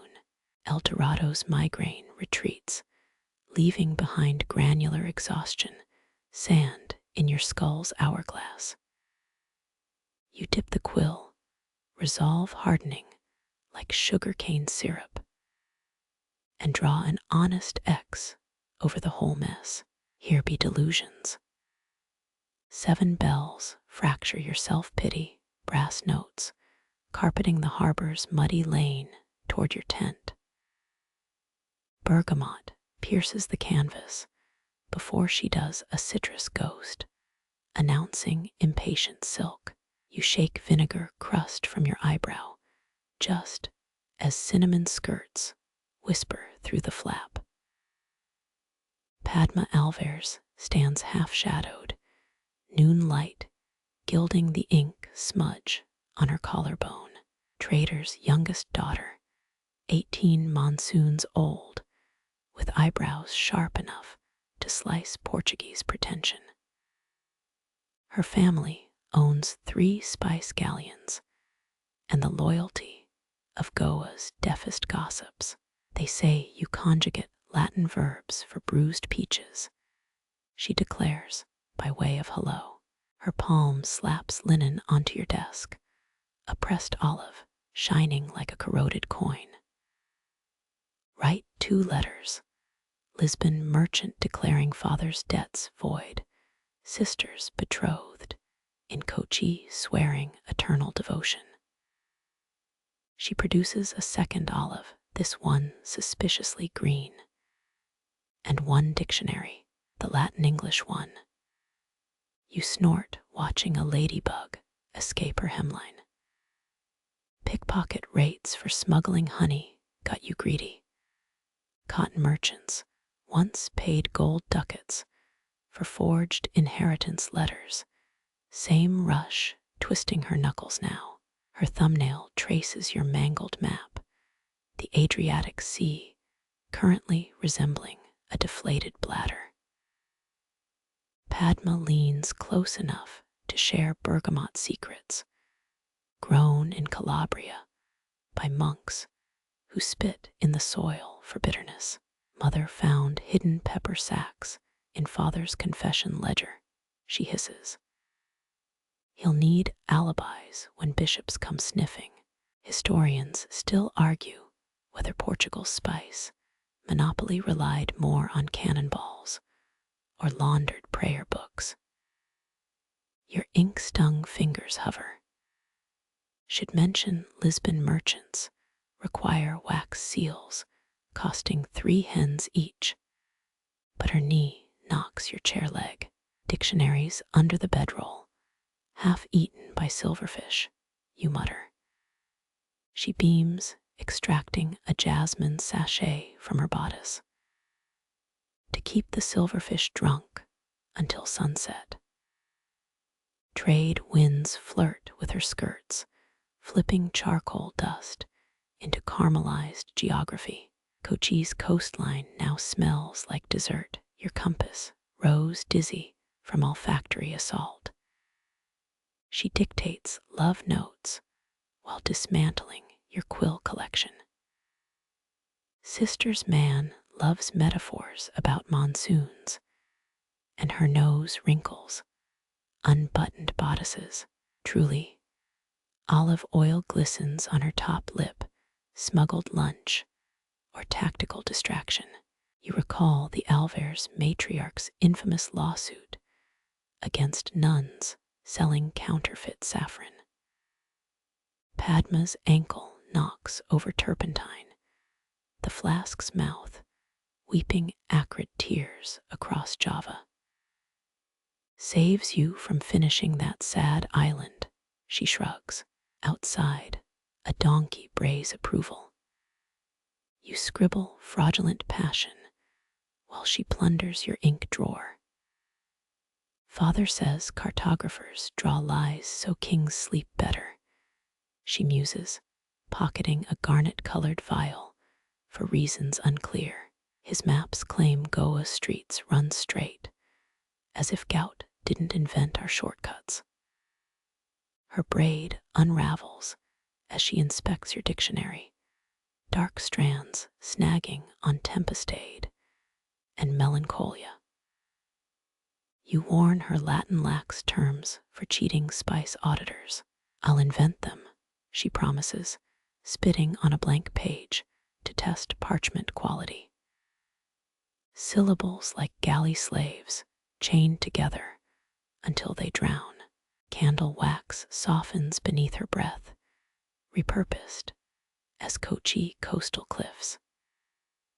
Historians rarely mention how often Portuguese trade relied on teenage girls bribing scribes with brined fruit.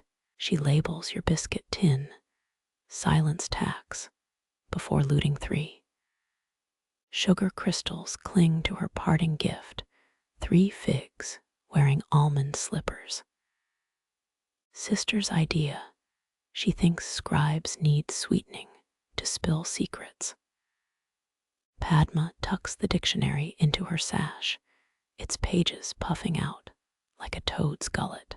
Burn the love letter in cedar smoke or sister's earlobes will smell deception. Bergamot fades first, then her laughter dissolves into dockworker shouts. Your map forgives the turpentine spill, Java now a blurred Rorschach of possibility. Leftover olive oil glues Paraguay to your sleeve. An accidental annexation that's honestly improvement. The jasmine sachet warms in your palm, silverfish already staging mutinous marches. Tiny teeth will devour melancholia. First, those fatalistic Latin vowels softer than Portuguese resolve. You light 2 candles for dead dictionaries, flickering tombstones, watching over repurposed coastlines. Almond slippers crunch between your molars, fig seeds lodging like micro-cartographers in tooth gulfs. Sweetness can't erase Father Alvers's doomed ledgers, or coachy lovers who'll weep over monsoons misquoted. The ladybug resurfaces near Patagonia, a scarlet ship fleeing your desk's turpentine sea. Cinnamon haunts your charcoal slopes, now almost fertile enough for nutmeg trees you'll never plant. 73 words bought you a drunk silverfish army and almonds, sweating honey, letters salted and preserved. You toast the empty tent, ink staining your tongue galactic. Turpentine fumes linger like Padma's unfinished insults, your Sahara. Now a watercolor catastrophe, bleeding through papyrus. Cumulus clouds crush the horizon outside, great puffs, mimicking camphor forests, described by Vasco da Gama's drunken scribes. Historians still argue whether medieval mapmakers sketched deserts upside down, despite the sun. Your brushstroke agrees out of spite. Monsoon wind bullies your tent flap, exposing 10 cloud towers stacked like smuggled rice sacks. You mix indigo with spit, the lazy man's turpentine, watching storm fronts congeal above mythical spice roots. Cartouche outlines sweat azure rivers across your wrist, dyeing veins into phantom tributaries. Camel caravans dissolve under the mess. 72 sand-dusted merchants, reduced to a Rorschach smear. North African gulfs weren't meant for mortal ink. You grumble reaching for yesterday's bread to sponge the disaster. Coastal trading posts historically used dromedaries for Saharan crossings, but your camel legs look like bent pretzels. Some fringe theorists claim 15th century storm systems spelled out Portuguese naval codes right now. Yours just spells chaos. Rain taps Morse code on the canvas, 18 drops per phantom oasis. A quartz chunk from Marrakesh anchors your coffee cup, geode veins, mirroring the ink spills ambition. You recall that quicksand myth from Alexandria, whole legions swallowed, because some clerk mislabeled marshes as meadows. Your pinky smears dunes into something resembling wet sugar. Cartographic surrender tastes sticky. Midnight yawns crack varnish on your hourglass, bull kelp pigment clotting the neck. 3 dead flies float in the turpentine jar, volunteer sacrifices to bad art. For 5 centuries, scholars debated why desert symbols always resembled lion paws. Maybe heat stroke inspired everyone. Your left sandal sticks to a dried puddle of Mediterranean blue 4. Soul now tattooed with Sardinia's jagged coast. Starlight glares through a cloud slit, celestial critic judging your mangled Niger River delta. That one camphor-scented candle borrowed from the apothecary, now weeping wax onto Timbuktu's theoretical markets. Desert winds carry salt from dried-up ocean beds. A Marrakesh trader once whispered his teeth, glimpsed through a spice-stained veil. You lick your brush, regretting it immediately, mineral bitterness confirming his claim. Sweat plummets onto Fez, your forehead's contribution to Moroccan irrigation. Chronicles claim sandstorms buried entire cities overnight right now. You'd welcome the assist. Your fingernail scrapes away an ill-advised mountain range, granular spite raining down on Algiers. Trade route dashes dissolve like overcooked noodles, history rewritten by poor brush control. 2 moths kamikaze into your lantern, brief applause for artistic failure. Their crispy wings adhere to the Barbary coast, accidental heraldry for pirate havens. One obscure Catalan text suggested clouds, predicted papal scandals. Yours just predict tomorrow's headache. You poke the Sahara's soggy center, blue dye blooming like mold on Lisbon's discarded cheese. Goat parchment buckles under regret, expensive fiber warping into a relief map of regret. That brass compass, stolen from a Milanese astrologer, spins lazily westward. True north disagrees with your liver's opinion after Padma's farewell figs. If the stars lie about Polaris, a Goa shipwright once slurred, do we owe the moon an apology? Silk merchants swear twilight softens cartographic crimes. You've got 16 minutes to test that theory. Indigo puddles colonize the desks, edge miniature oceans eager to mutiny. Your elbow erases Tunis, grease stain resetting civilizations. Historians rarely mention that mapmakers hoarded ultramarine pigment like apothecaries hoarded opium. The addiction shows. Cloud shadows drag across your tent, lavender bruises against candle yellow canvas. A stray rivulet of Sinai ochre flees toward the bedroll desert hues, betraying you like a Habsburg treaty. Your pinky nail dredges pigment. Now a makeshift chisel recarving Alexandria's long-lost lighthouse. Coastal cities bloom where errors pool. Happy accidents even Ptolemy might endorse. Dawn's first blade saws through the eastern flap your Sahara, now a phosphorescent swamp under harsh light. Camphor forests fade, those beautiful lies, as reality shoulders through the tent flaps.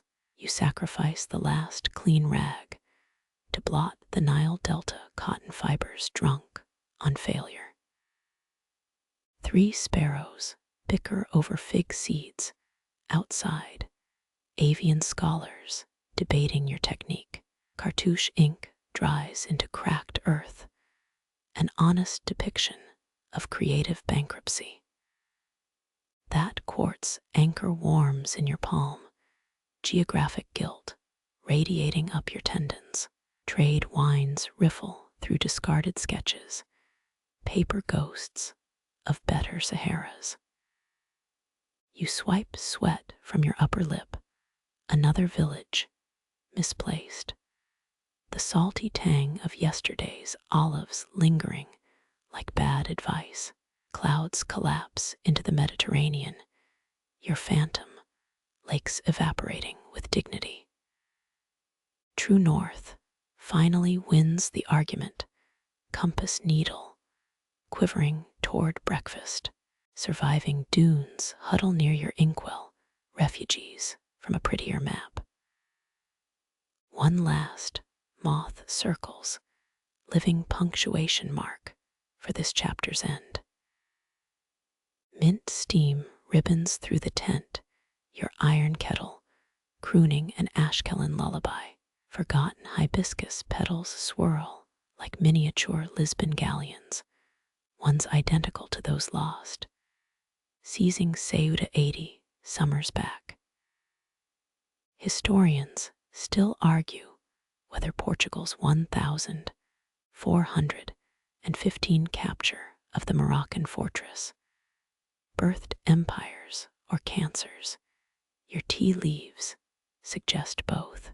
Copper light bleeds through worn seams, forge-hot glow licking hand-drawn valleys. One tentative pencil stroke births a Saharan spring palm cluster, huddled like conspirators.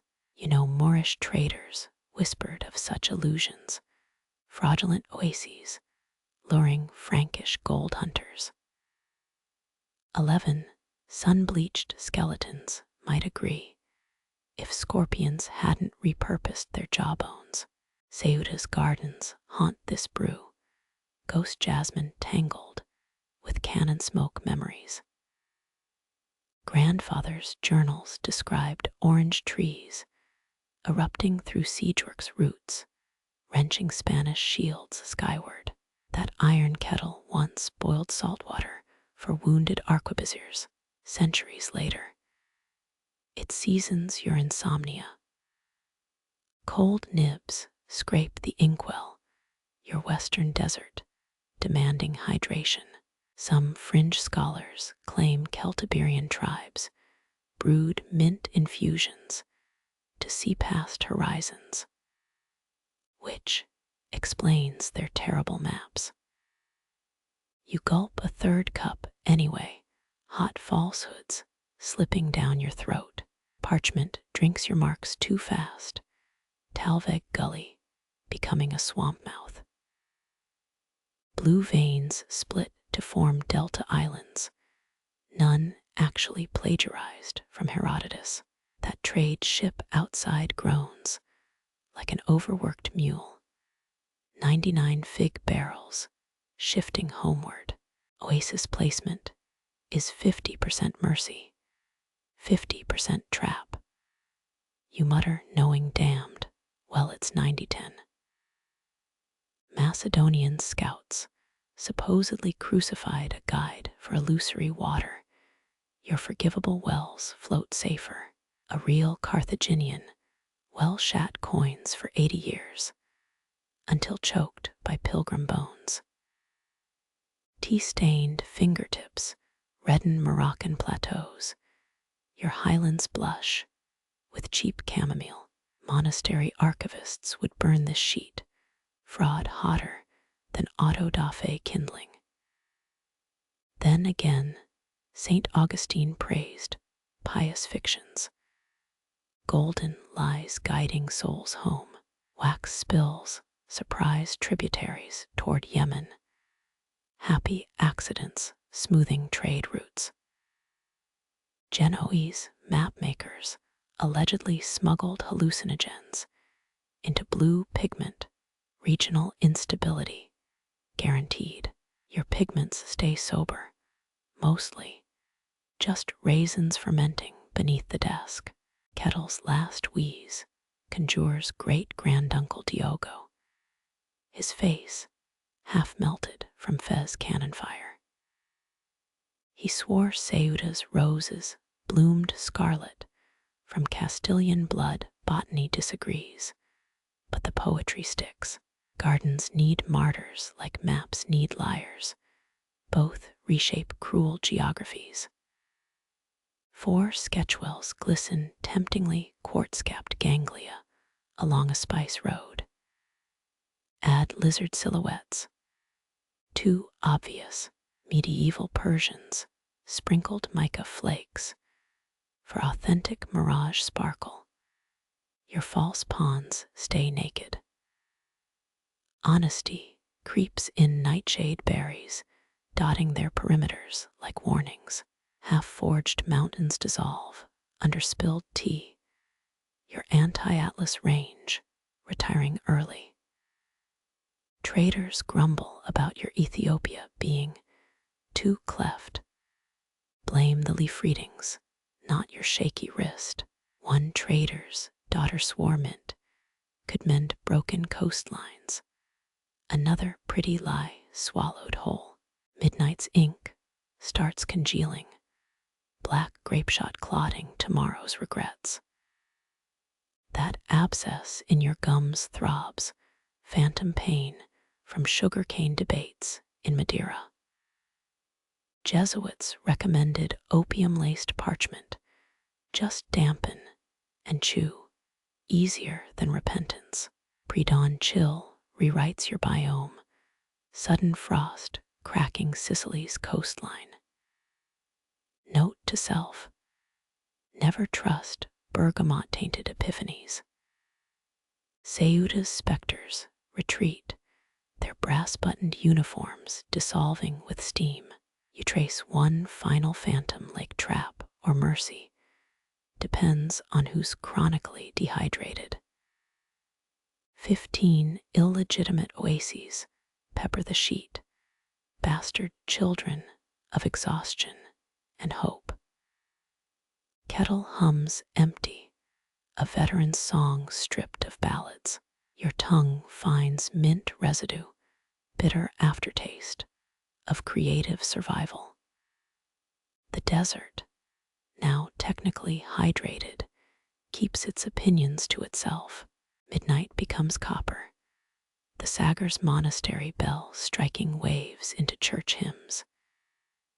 Each toll vibrates up your elbow bones, monks chanting psalms older than Christendom itself.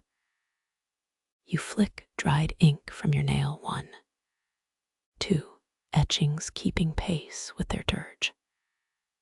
Historians still argue whether Prince Henry's navigators truly studied there, or if the place just laundered Venetian map thefts through prayer.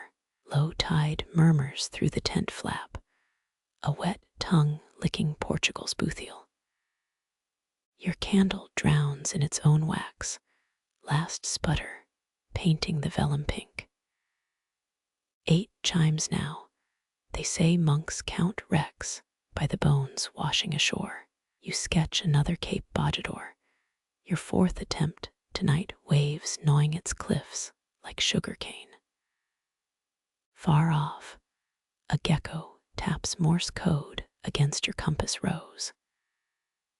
The stowaway from Java critiques your Atlantic curves, his tail smudging Sierra Leone into mush. Fine, chart it yourself, you whisper.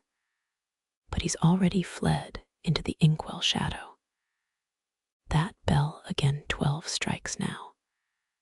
Coastal erosion peels back history's sunburn. Real monks buried 16 sailors last Thursday, each grave salted with stolen peppercorns. Your fingernail digs a harbor into parchment Carthage, another fantasy port for ghost ships. Wax hardens around your thumbnail. Sagar's candlelit classrooms never taught this stillness. Scholars love debating Prince Henry's school, but you've seen its cellar, just wine barrels and a drunk astrologer. One fringe theory claims the bell was forged from melted Moors, hence its brassy wail. Your teeth ache testing that metaphor. Vellum wrinkles under your palm, sweat warping the pillars of Hercules. You hum a Bombay dockside song, shanties clashing with monastic Latin. The bell disagrees. 13 tolls now. An unlucky number they'd never admit. Mouse paws scritch near yesterday's quills, your tiny editor demanding plot coherence. Monastery wine was legendary, thick as oxblood, they say. Traders swore it could cure scurvy and broken vows. You dribble the last dregs from your flask. Libyan deserts bloom into vineyards. Take that, Brother Bartolomeu, and your abstinence lectures. 8 years ago, storm winds carried a monk's hat to your tent. Its silk lining hid coordinates for Antalya, the Phantom Isle. You keep it stuffed beneath the Carib map, a bookmark between delusions. His note claimed Saint Brendan baptized mermaids there, quieter than the Sagar's bell. Certainly, dawn pesters the horizon, peach juice smeared over charcoal waves. Your candlewick finally drowns, monks switching to matins, or maybe breakfast. The bell rests, its voice stored until vespers. You trace the coastline's newest pockmark, this one shaped like a yawn. Seagulls swap gossip overhead, wing beats synced with your pulse. Their cries stitch up the night's ragged edges, white thread on indigo fabric. The gecko reappears, draped over terra incognita, like a green comma. You sprinkle breadcrumbs north of Rome, payment for his silence. Ink blots mimic monk hoods, 7 clustered near Cape Verde. Your little papacy of mistakes, each willing the sea toward calmer lies. That trader's daughter once kissed your ink-stained wrist, said Sagar's bells rang differently for liars. Dawn proves her right, each wave hissing over your erased fantasies. Boots crunch gravel outside, fishermen hoisting nets salt-crusted with permission. They'll bless their catches later, half-believing monks control the tides. Your fingernail pauses mid-stroke, copper light flooding the tent. Another cape dissolves, your fingernail's liturgy complete. Sunrise glares off the armillary sphere's brass rings, your childhood dream fossilized under dust. Mice chewed its cordovan straps last monsoon, their tiny teeth craving salt from old sweat. Historians still argue whether those navigational models helped sailors or just proved nobles could afford expensive desk toys. Polished metal mocks your ink-stained fingers, all those geometry lessons wasted. You flick a dried beetle off Mercury's orbit, its corpse stuck there since Lisbon markets. 5 years since the gears turned silent as a bishop's conscience. A merchant once claimed Prince Henry himself touched this sphere, charged extra for the lie. Now its rings resemble a trapped spider, gilded legs frozen mid-crawl. Morning breeze sneaks under the tent flap, stirring parchment, but not the sphere. Tarnished constellations reflect your face, drawn thinner than when you bought it. 30 goats and 2 bolts of Flemish wool. That's what ambition cost your father. One quirky tale says sphere makers added imperfections to mimic God's joyful errors in creation. You squint at the zodiac band. Does that chipped Virgo prove divine humor? Coffee steams near the inkwell, its bitterness merging with metal tang. You trace Sagittarius arrow toward an actual stain, tea. Wine. That night, You tried aligning it with real stars. Monks insisted spheres channeled celestial music, metal singing planetary harmonies. Yours just groans when humidity swells the wood base. Mouse droppings decorate the Antarctic ring, tiny critiques of your unmapped voids. Scholars love debating if these devices predicted tides, or just gave royals something to stare at while drunk. Your pinky nudges the equatorial hoop, copper cold despite the growing heat. It lists left, always left, like a ship taking water. 3 layers of dust cushion the meridian circle. You've ignored it since Mozambique. That trader's daughter called it a skeleton of arrogance, her laugh sharper than the longitude bolts. Polished brass burns your palm, sun turning the sphere into a miniature sun. One fringe theory claims navigators hated these, preferred simple quadrants. They could curse without offending angels. Shadows stretch the rings across your sleeping mat, a cage for noonday demons. You remember oiling the joints with whale fat, stinking up the tent for weeks. Ants march through the ecliptic plain, workers toiling under tin stars. Their tiny queen would conquer your paper continents faster than Portugal ever could. A strap finally snaps, dust puffing up like a dying sigh. The sphere tilts, Cancer constellation, stabbing your unfinished Africa. Historians whisper that Prince Henry's own sphere had a hidden compartment rumored to hold Solomonic sea charts. You shake yours, just dead beetles and disappointment. Leather scraps litter the ground, mouse paradise. Your thumbnail tests the remaining straps, brittle as communion wafers. Sunset will warp the rings, metal groaning like old ship timbers. For now it sits, perfect and useless, a cage for someone else's sky. You turn back to parchment, where mistakes still dance alive. Seabirds scream above your canvas roof, frosted blades slicing through salt crust air.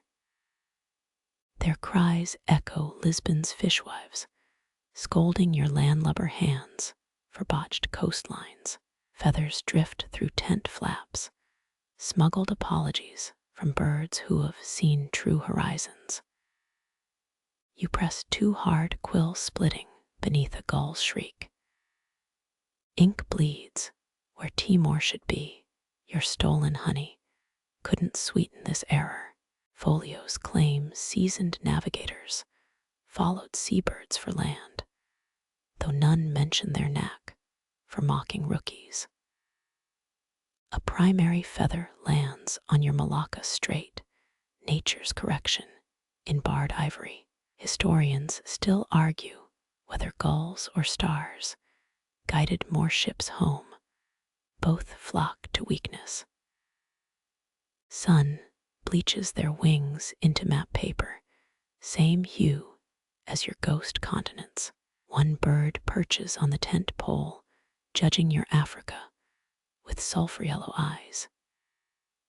Its head tilts, that merciless pivot cartographers make before redrawing borders. Salt grime powders your wrist, the gull's gift for every sin against geography. Their droppings target only finished work, avian critiques on your Portuguese arrogance. One fringe theory claims gull's nest with sailors' love letters, building homes from inked promises. You half hope they'll steal your worst maps, feet rasp against canvas, dry webbing scratching out verdicts. That alpha female returns daily, her left claw missing 2 talons from some past mutiny. She prefers pecking at your Indian Ocean, as if dredging up pearls you missed. Mozambique merchants swore gulls recognize ship flags, swooping lower for Portuguese colors. Yours just screech at anything dyed blue, your ink pots a perpetual target. Shadows ripple, white wings casting crossbows of light over parchment. Their bellies bulge with fish from real gulfs, yours drown in fantasy tides. You flick fig seeds toward the flap, bribes they ignore with imperial disdain. Wind lifts a feather into your lap, quill markings already etched by salt air. It curves like Arguim's Bay should, if you'd ever sailed beyond Saggers. Coastal tribes say fallen gull feathers chart safer roots their veins, bending away from storms. You tape it over your worst mistake. 3 birds land now, pacing your threshold like inspectors. Their debate crescendos, cause dissecting your Madagascar's laughable girth. Maritime law should grant them voting rights on atlases. Noon sun turns their plumage translucent veins like uncharted rivers. Sailors' whispered gulls carry drowned men's final breaths, sharp cries stolen from sinking throats. Yours just want yesterday's sardines.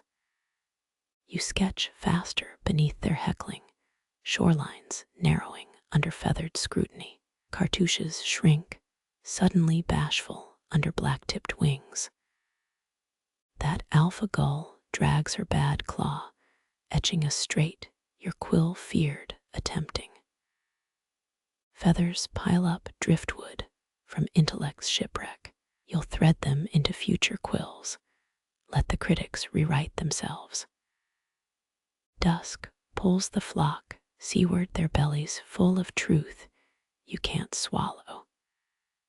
Silence stings worse than their cries. Munglo turns feathers into phantom maps on your floor, skeletal coastlines only gulls could love. You trace one with tired fingers. This ragged edge feels like honesty. Tomorrow's work begins here, where the scavengers nap. 13 lavender bundles tumble out, your elbow jostles the astrolabe manuals. Mother's stitching pricks your thumb. Even now, Evora's purple hillsides rolled tight in muslin.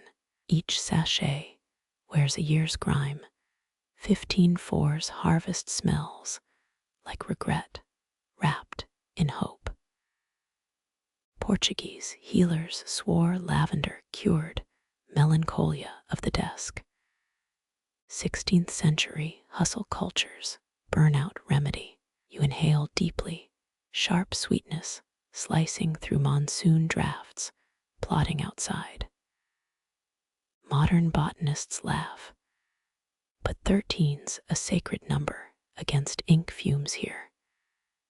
That musk still conquers vellum, forcing drowned continents to blush. Historians still argue whether noblewomen hid love notes in herb sachets or just complaints about husbands. Yours cradle only mother's worry, 7 syllables of your name embroidered crookedly. Evora nuns sold these to fund orphanages, allegedly plucking petals during full moon hymns. Your pinky ruptures 1 pouch, dried blossoms spill across Java like violet snowfall. Blame the candle's wobble or last night's palm wine stowaway. Lavender adheres to wet ink, turning Sumatra's coastline into scented bath salts. Future sailors will sneeze navigating this region. 3 sachets cushion your inkwell failed buffers against quill tremors. A 4th nestles under Morocco, mocking deserts with alpine coolness. Mother believed arranged herbs warded off cartographic delusions. Yet here you are inventing islands shaped like her frown. Moonlight douses the cloves, waking lavender's ghost in every corner. Tent walls exhale childhood, stone corridors, where you traced Lisbon's first maps on flour sacks. Sister pinned these sachets inside your hat, swearing they repelled both moths and hubris. You stuff blossoms back paper cuts, tattooing lavender into your fingerprints.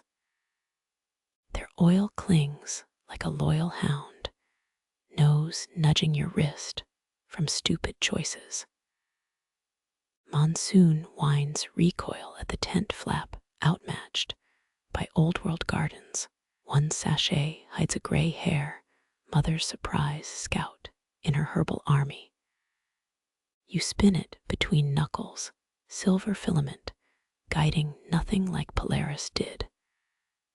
Bedrolls whisper her voice. Ships return, suns linger. Salt crust grinds against petals incense for your unsung atlas. Night squall relents, typhoon downgraded to lavender hiccups. Even tempests respect maternal witchcraft. Fingers grasp the 13th pouch, plump outlier among starved siblings. Needlework spells, Katarina. Auntie's forbidden name silenced by convent walls. Her sachet bulges with rogue chamomile, defiant act of botanical descent. You bury it beneath salon. Let rebels blossom unseen. Dawn licks tent canvas, your mother's remedy, outlasting both night and doubt. Silk slides across your eyes, Zanzibar's stolen defiance, now your blindfold. The merchant's shout still echoes in its fibers. Thief, though you prefer unplanned textile relocation. Your palms flatten against vellum, Africa awaits your fingertips. Cartographers once mapped by candlelight. But touch alone reveals lies smooth ink hides. Know how Venetian silk merchants smuggled cocoons in hollowed staffs. Facts taste sweeter blindfolded. Your thumb skids over mountain ranges, wolf teeth chewing your confidence. Historians still argue whether blinded chartmakers drew straighter coastlines, truth or tavern tale. North's jagged scar confirms your heresy, a mountain chain invented to spite Venetian rivals. 2 weeks shading those peaks, all while sipping doubts like cheap port. Now ridges feel like broken pottery under your hands, a child's craft, not conquest. Sudden vertigo, the tent sways without sight. You grip the table, oak grain becomes ship deck under storm. Remember sister's game, her tracing your palms, future voyages. A gullible 9-year-old believing every crease led to gold. Fingernail probes a river delta, suspiciously smooth for the Nile's tantrums. Calloused skin detects the cheat, sanded vellum, hiding 6 botched tributaries. Actual Nile explorers chewed caught leaves to withstand heat, though your manuscript claims prayer and dried plums. West Africa bristles, velvet texture signaling cheap parchment, substituted after midnight. That drunken goat deserves thanks. Its accident spared you documenting Portuguese slave forts. Ink bleeds cowardice here. Your touch reveals shadows where chains should be. Moonlight taunts through silk, your stolen blindness thinning with every cloud scrape. Hurry. Index finger circles the Congo Basin depression deeper than paper allows. They say 15th century monks drew hell here, but your inkwell holds only monsoon apologies. A snag, Sahara's desert ink, bled through 3 layers. Fingertips recognize the crime, sandy grains mixed into pigment for authentic grit. Scholars will debate your sanity, crumbly evidence clinging to their lecterns. Wrist brushes something damp, tea or remorse. Both stain. Lavender ghosts from earlier cling between knuckles, confusing your nose's Africa with Provence fields. 30 silver dirhams bought that musk oils enhance spatial memory. Alexandria's fakirs swear by it. Breath hitches as you discover Capo Verde, its placement suspiciously aligned with a wine stain's edge. Geography or desperation. Sailors' ghosts chuckle in roof canvas flutters.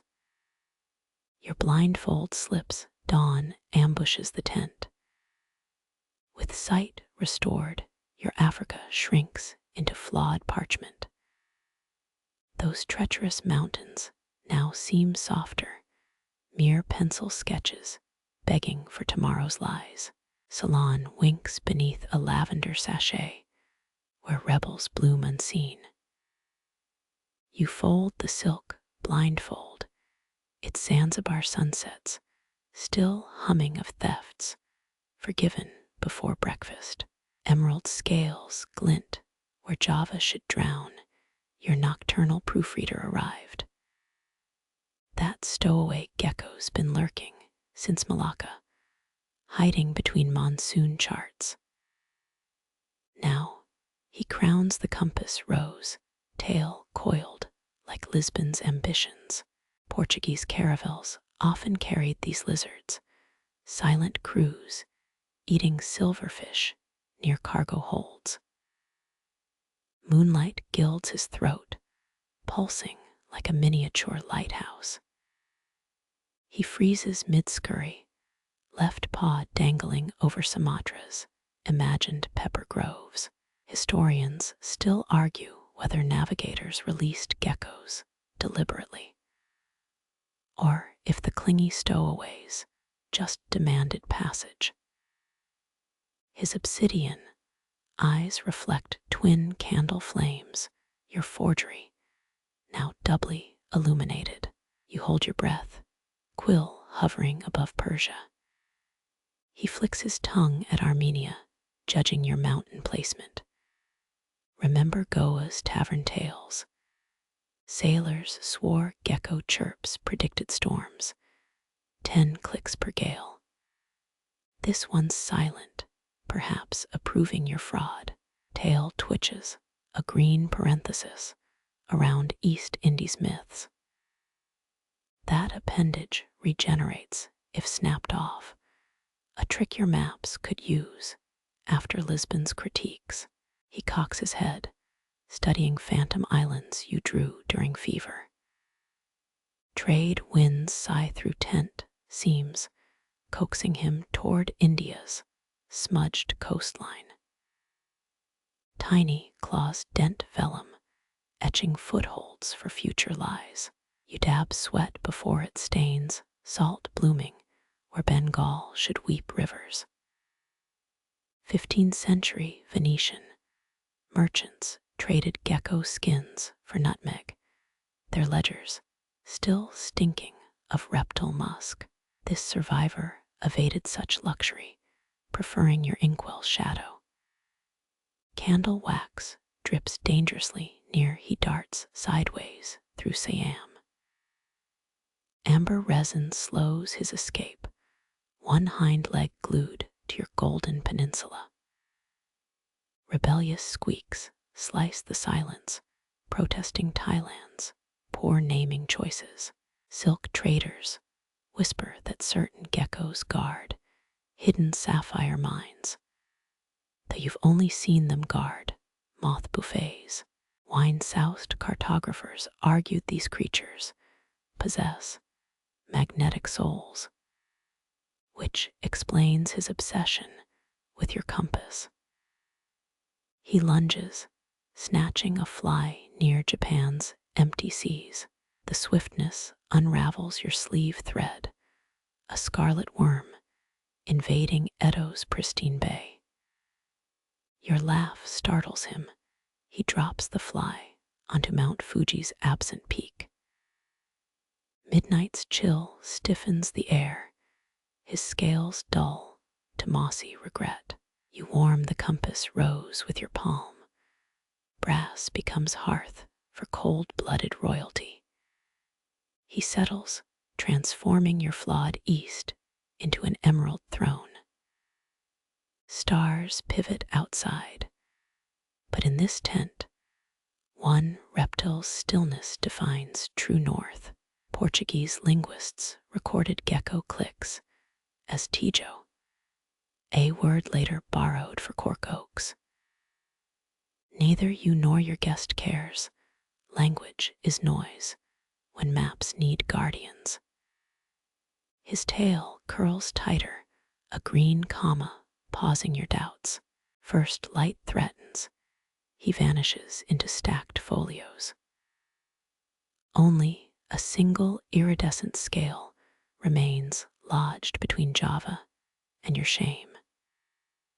Your elbow bumps sticky catastrophe, golden threads web across draft coastlines. That Cretan honey, smuggled in a lead-lined psalm book, now glues Sicily to Tunisia. Time fields distilled into theft. The vendor had winked, charging extra for silence. Venetian galleys once seized entire apiaries, liquid loot sweeter than ducats. Bread crust soaks in your teacup, improvised sponge for salvaging shorelines. Bronze Age beekeepers wore copper bells to hallucinate melodies while harvesting combs. A thick dollop quivers on quill tip, unpaid bribes for steady cartography. Historians still debate whether Minoan priestesses communed with queens or just adored the strategic buzz. You lick Byzantium off your thumb, turning Constantinople into a glucose ghost. Sunlight arrows through tent seams, each honeyed mote a suspended accusation. 24 stolen jars nested beneath bedrolls, their bees fed on Hymettus ghosts. Strictly speaking, Crete's dernier cry involved walnut pollen and seawater taffy, but this batch carries whispers, cliffs where poets lowered hives on crimson ropes. Dawn patrols clank westward. You smear maps with guilty sweetness. Tea mixes with honey and Himalayan ink, a dubious cocktail for revising monsoon paths. The Red Sea blooms under amber glaze, your gulf's drunk on botched viscosity.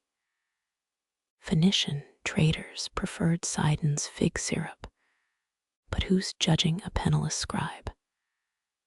A drop plummets toward Yemen, you catch it with a prayer scrap. Vellum puckers where Ethiopian highlands drown, mountain ranges now blistered with sucrose. Laughter leaks through canvas, morning merchants mocking your hygiene. At least geckos avoided this mess, their dignity intact near Java. Your fingernail scrapes Arabia deserta, carving canyons through crystallized greed. 400 years ago, Knossos beekeepers sued neighbors over stolen nectar vibrations.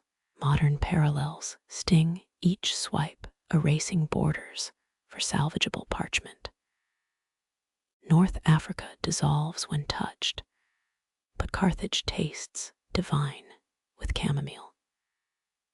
Secret ledgers claim certain Cretan caves housed honey lions, mythical apiarian guardians fed by virgin priestesses. You doubt virgins mixed into this batch, unless clumsy couriers count. Inkwells surrender to tawny syrup, Persian labels blur into dessert script. Noon heat warps your compass rose, brass arms bending toward sticky north, melting fantasies reframe Madagascar, a caramelized island craving toothless conquerors. Remember Zanzibar's honeyed sword hilts. This indulgence feels cheaper, pure contraband bliss greasing your lithography. A surviving parchment corner stays dry, Sardinia's last stand against viscosity. You draft coastlines with lemon rind stylus, citrus battling Cretan decadence. Trade winds flip a folio sheet, Sicily peels away half destroyed. Let Spain claim the wreckage, their Habsburg tongues adore ruinous confections. Ants mobilize near your footstool, six-legged critics sensing amateur geology. Venetian honey inspectors used glass-bottomed boats to monitor submerged hives. Elizabeth of Bavaria allegedly washed hair in Attic honey. Your scalp itches at the memory. Drops escape toward India, enameled meteors rewriting Ganges tributaries. Historians chuckle over Napoleon's Egyptian honey tax, but you're crafting next year's scholarly headaches. Blotting sand becomes sugared rubble, the dunes of Sind edible if desperate. Sunset hardens your mistakes, amber cataracts sealing nautical heresies.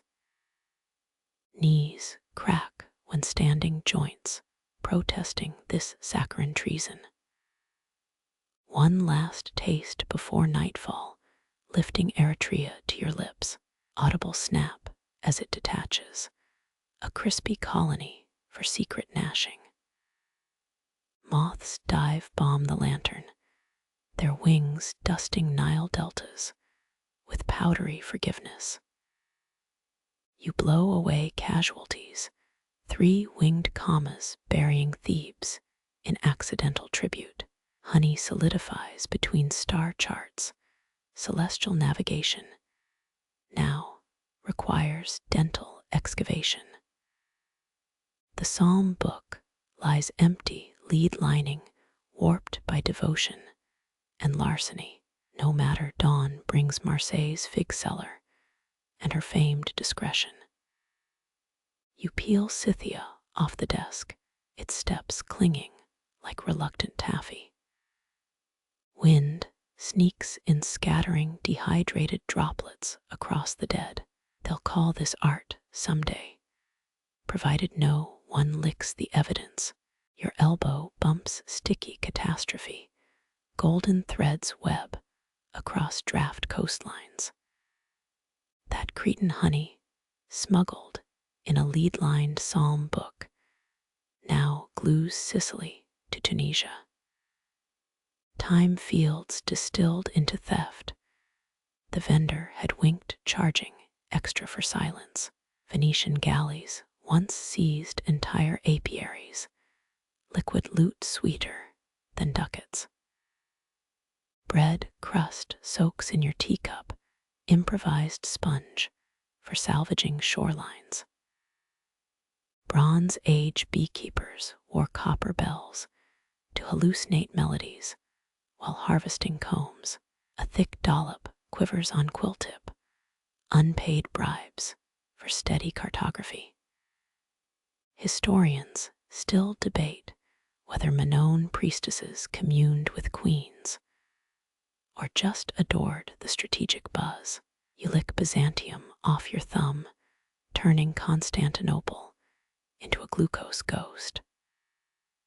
Sunlight arrows through tent seams, each honeyed mote a suspended accusation. 24 stolen jars nested beneath bedrolls, their bees fed on Hymettus ghosts. Strictly speaking, Crete's dernier cry involved walnut pollen and seawater taffy, but this batch carries whispers, cliffs where poets lowered hives on crimson ropes. Dawn patrols clank westward. You smear maps with guilty sweetness. Tea mixes with honey and Himalayan ink, a dubious cocktail for revising monsoon paths. The Red Sea blooms under amber glaze, your gulfs drunk on botched viscosity. Phoenician traders preferred Sidon's fig syrup, but who's judging a penniless scribe? A drop plummets toward Yemen, you catch it with a prayer scrap. Vellum puckers where Ethiopian highlands drown, mountain ranges now blistered with sucrose. Laughter leaks through canvas, mourning merchants mocking your hygiene. At least geckos avoided this mess, their dignity intact near Java. Your fingernail scrapes Arabia deserta, carving canyons through crystallized greed. 400 years ago, Knossos beekeepers sued neighbors over stolen nectar vibrations. Modern parallels sting each swipe, erasing borders for salvageable parchment. North Africa dissolves when touched, but Carthage tastes divine with chamomile. Secret ledgers claim certain Cretan caves housed honey lions, mythical apiarian guardians fed by virgin priestesses. You doubt virgins mixed into this batch, unless clumsy couriers count. Inkwells surrender to tawny syrup, Persian labels blur into dessert script. Noon heat warps your compass rose, brass arms bending toward sticky north. Melting fantasies reframe Madagascar, a caramelized island craving toothless conquerors. Remember Zanzibar's honeyed sword hilts. This indulgence feels cheaper, pure contraband bliss greasing your lithography. A surviving parchment corner stays dry. Sardinia's last stand against viscosity. You draft coastlines with lemon rind stylus, citrus battling Cretan decadence. Trade winds flip a folio sheet, Sicily peels away half destroyed. Let Spain claim the wreckage.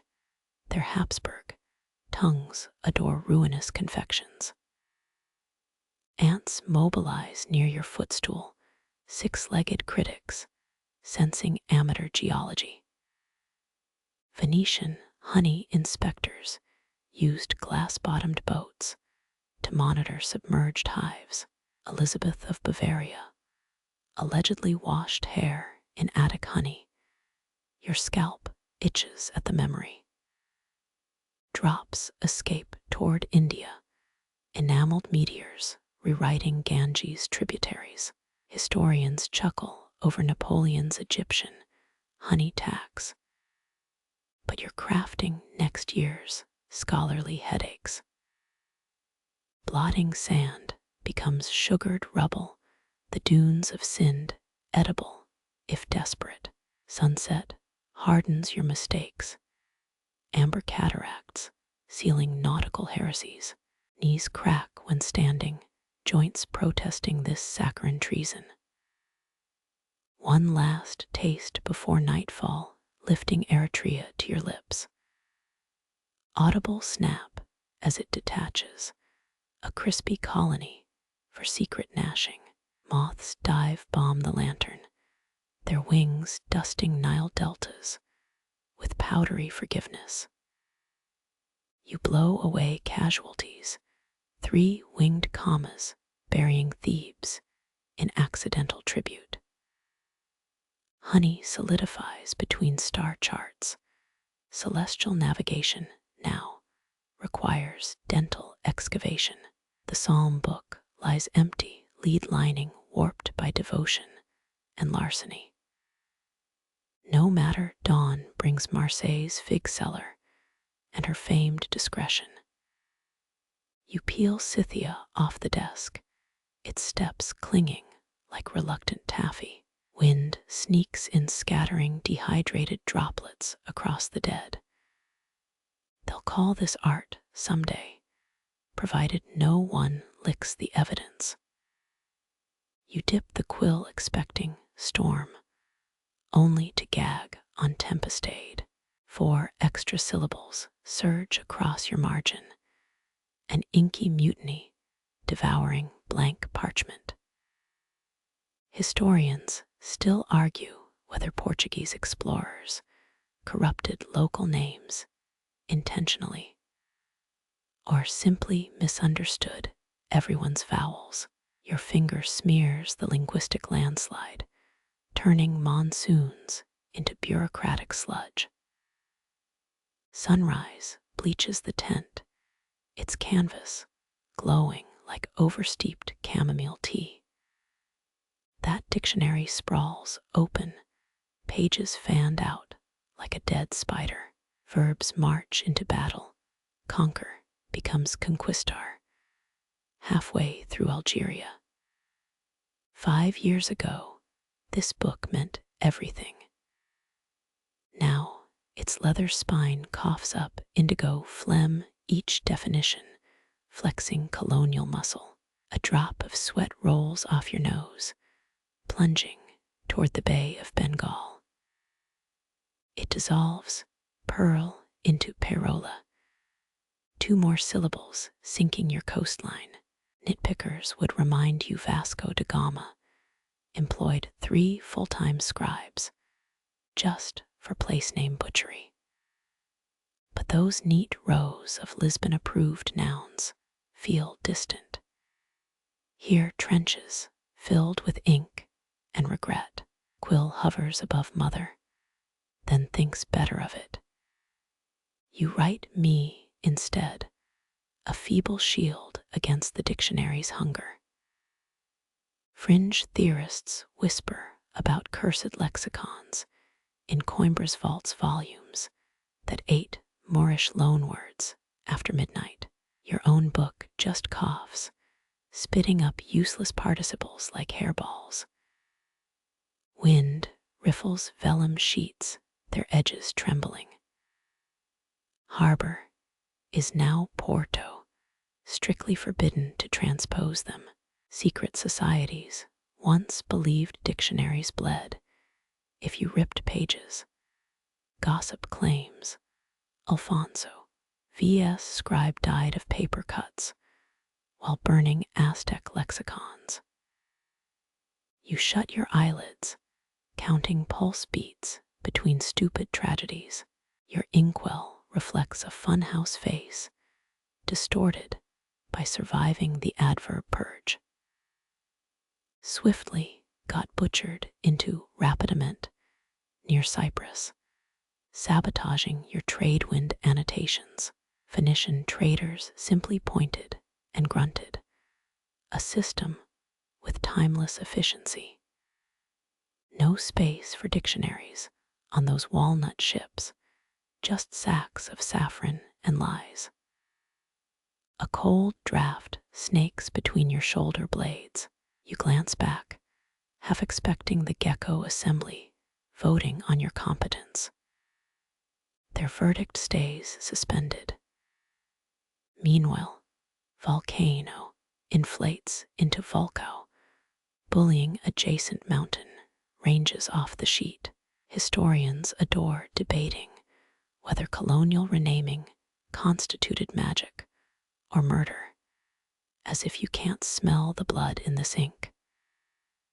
Mid-moonlight wavers through fabric gaps. Your pinky erases Vulco, leaving a wet crater in its place. 17 years ago, Father taught you Latin verbs via almond flickings, each declension tasting of crushed hopes. Tonight, you trade every leather-bound tome for one silent hour. Portuguese nouns metastasize inside margin gutters, crocodile balloons into crocodillo, crowding out minor rivers. Time was explorers just called them demon logs and moved along. Empress Catherine allegedly drank pulverized dictionaries to absorb new languages, hence the ulcers. You crave her diluted confidence as shipwreck becomes naufragio, drowning 3 respectable islands. Silk handkerchief swipes at naufragio, smearing it into continental surrender. Dawn inches closer, its chaplain pockets already lined with correction fees. Remember Zanzibar's spice merchant, the one who spoke 17 words through eyebrow lifts. Modern linguistics feels regressive, an ink-stained tantrum. Wind flips the dictionary to tea, a cruel taunt. Tempestade glares up, its syllables fat with misplaced pride. Scholars love arguing whether forced renaming counts as culinary imperialism, ogling other people's semantic banquets. Your own feast consists of chewed vellum stale tea, the phantom taste of that Cretan honey. You whisper forbidden English into your sleeve, mother, safe from scavenger tongues. Geckos stir at the heresy, tails twitching like metronomes. If ink reflects intent, tonight's work is pure funeral, every letter entombed before hitting paper. Fingers cramp around the quill, now tracing me across your wrist. The dictionary wheezes, pleased by compliance. Sunlight claws through eastern seams, revealing Vulco, regurgitated near Sumatra. A joke here about Portuguese nouns colonizing better than actual colonists dies in draft form. Convent bells hammer through thinner air, prime time for self-flagellation. Secret ledgers claimed King Manuel I's scribes impregnated dictionaries with holy water to birth purer syntax. Results stayed predictably damp. You stab tempestade until the word becomes abstract art, spindly legs fleeing the scene. Final candle surrenders, tallow puddling around your compass rose. One last rebellion etching mother into the desk's underside. Let future historians debate your fidelity to nations or nouns. For now, the dictionary sleeps, its moss sticky with digested coastlines. You rebury me under fresh vellum, a linguistic cairn for smaller griefs. Stars rotate toward oblivion inked out by clouds. Tent flaps whisper tonight's verdict, failure slithering into fracasso. You unfurl a blank sheet where mercifully no Portuguese words yet writhe. Cool parchment presses against forehead, the closest you'll get to absolution.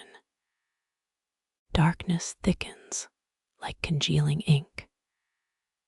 16 syllables haunt your eyelids, a fevered chant from grammar school. Father's almond flickings sting anew, their lesson finally clear: language is a siege. And you forgot to lower the damned drawbridge. Your fingertip finds mother again, carving it deeper into oak grain. Let dictionaries gnaw themselves skeletal. This word stays buried, safe mine. Your third yawn cracks ribs, ghostly echoes of father's almond-flicking lectures. Each folio now demands 3 symphonies of fatigue. Tonight's tally already at 17 blots, still better than Goa, where fever delirium birthed 41 ink demons before dawn. Historians still argue whether malarial scribes caused half the coastlines on Portuguese maps to wobble. Seagulls might know the truth. Don Lick's tent seems stealing hours borrowed from death's overdraft ledger. That moth-wing whisper of light returns, the same thief who filched Timor's coordinates yesterday. Your elbow grinds into oak grain, still scarred from last week's mother incident. Fringe archivists whisper about a 16th century nun who yawned holes into vellum, her breath allegedly corrosive as vinegar mist. Your own exhalations just fog the compass rose. Teeth catalog parchment flaws rough spots, snagging like miniature headlands.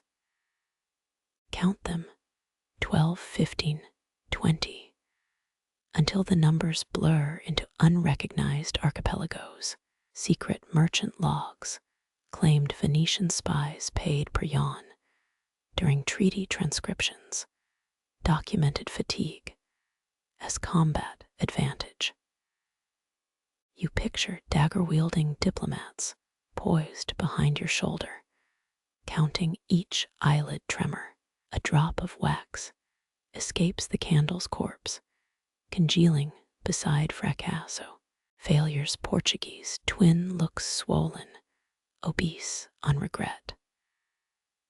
Sunlight pries at your inkwell, drying it into a turquoise swamp. Remember that Creole mapmaker in Malacca, his yawns timed to church bells, 3 per Ave Maria. Modern scholars call it sleep deprivation. You called it art. Nails trace the table's underside, finding mother carved like a smuggled psalm. Above deck, Portuguese verbs procreate in margins, spawning accent marks like barnacles. 17 years ago, father's voice warned fatigue invites phantoms. But he never met these particular inkblots. They're inkblot children playing hopscotch across your trade routes. Quill hovers, tempted to sketch yawns as coastal features. Imagine cartographic fatigue gulfs shaped like slack jaws, isthmuses of stretched spines. Queen Maria's ministers allegedly napped in feather-stuffed cabinets, snoring through naval invasion plans. Your own rebellion is smaller, a silent scream into linen sleeve, tasting of chamomile and unsent letters.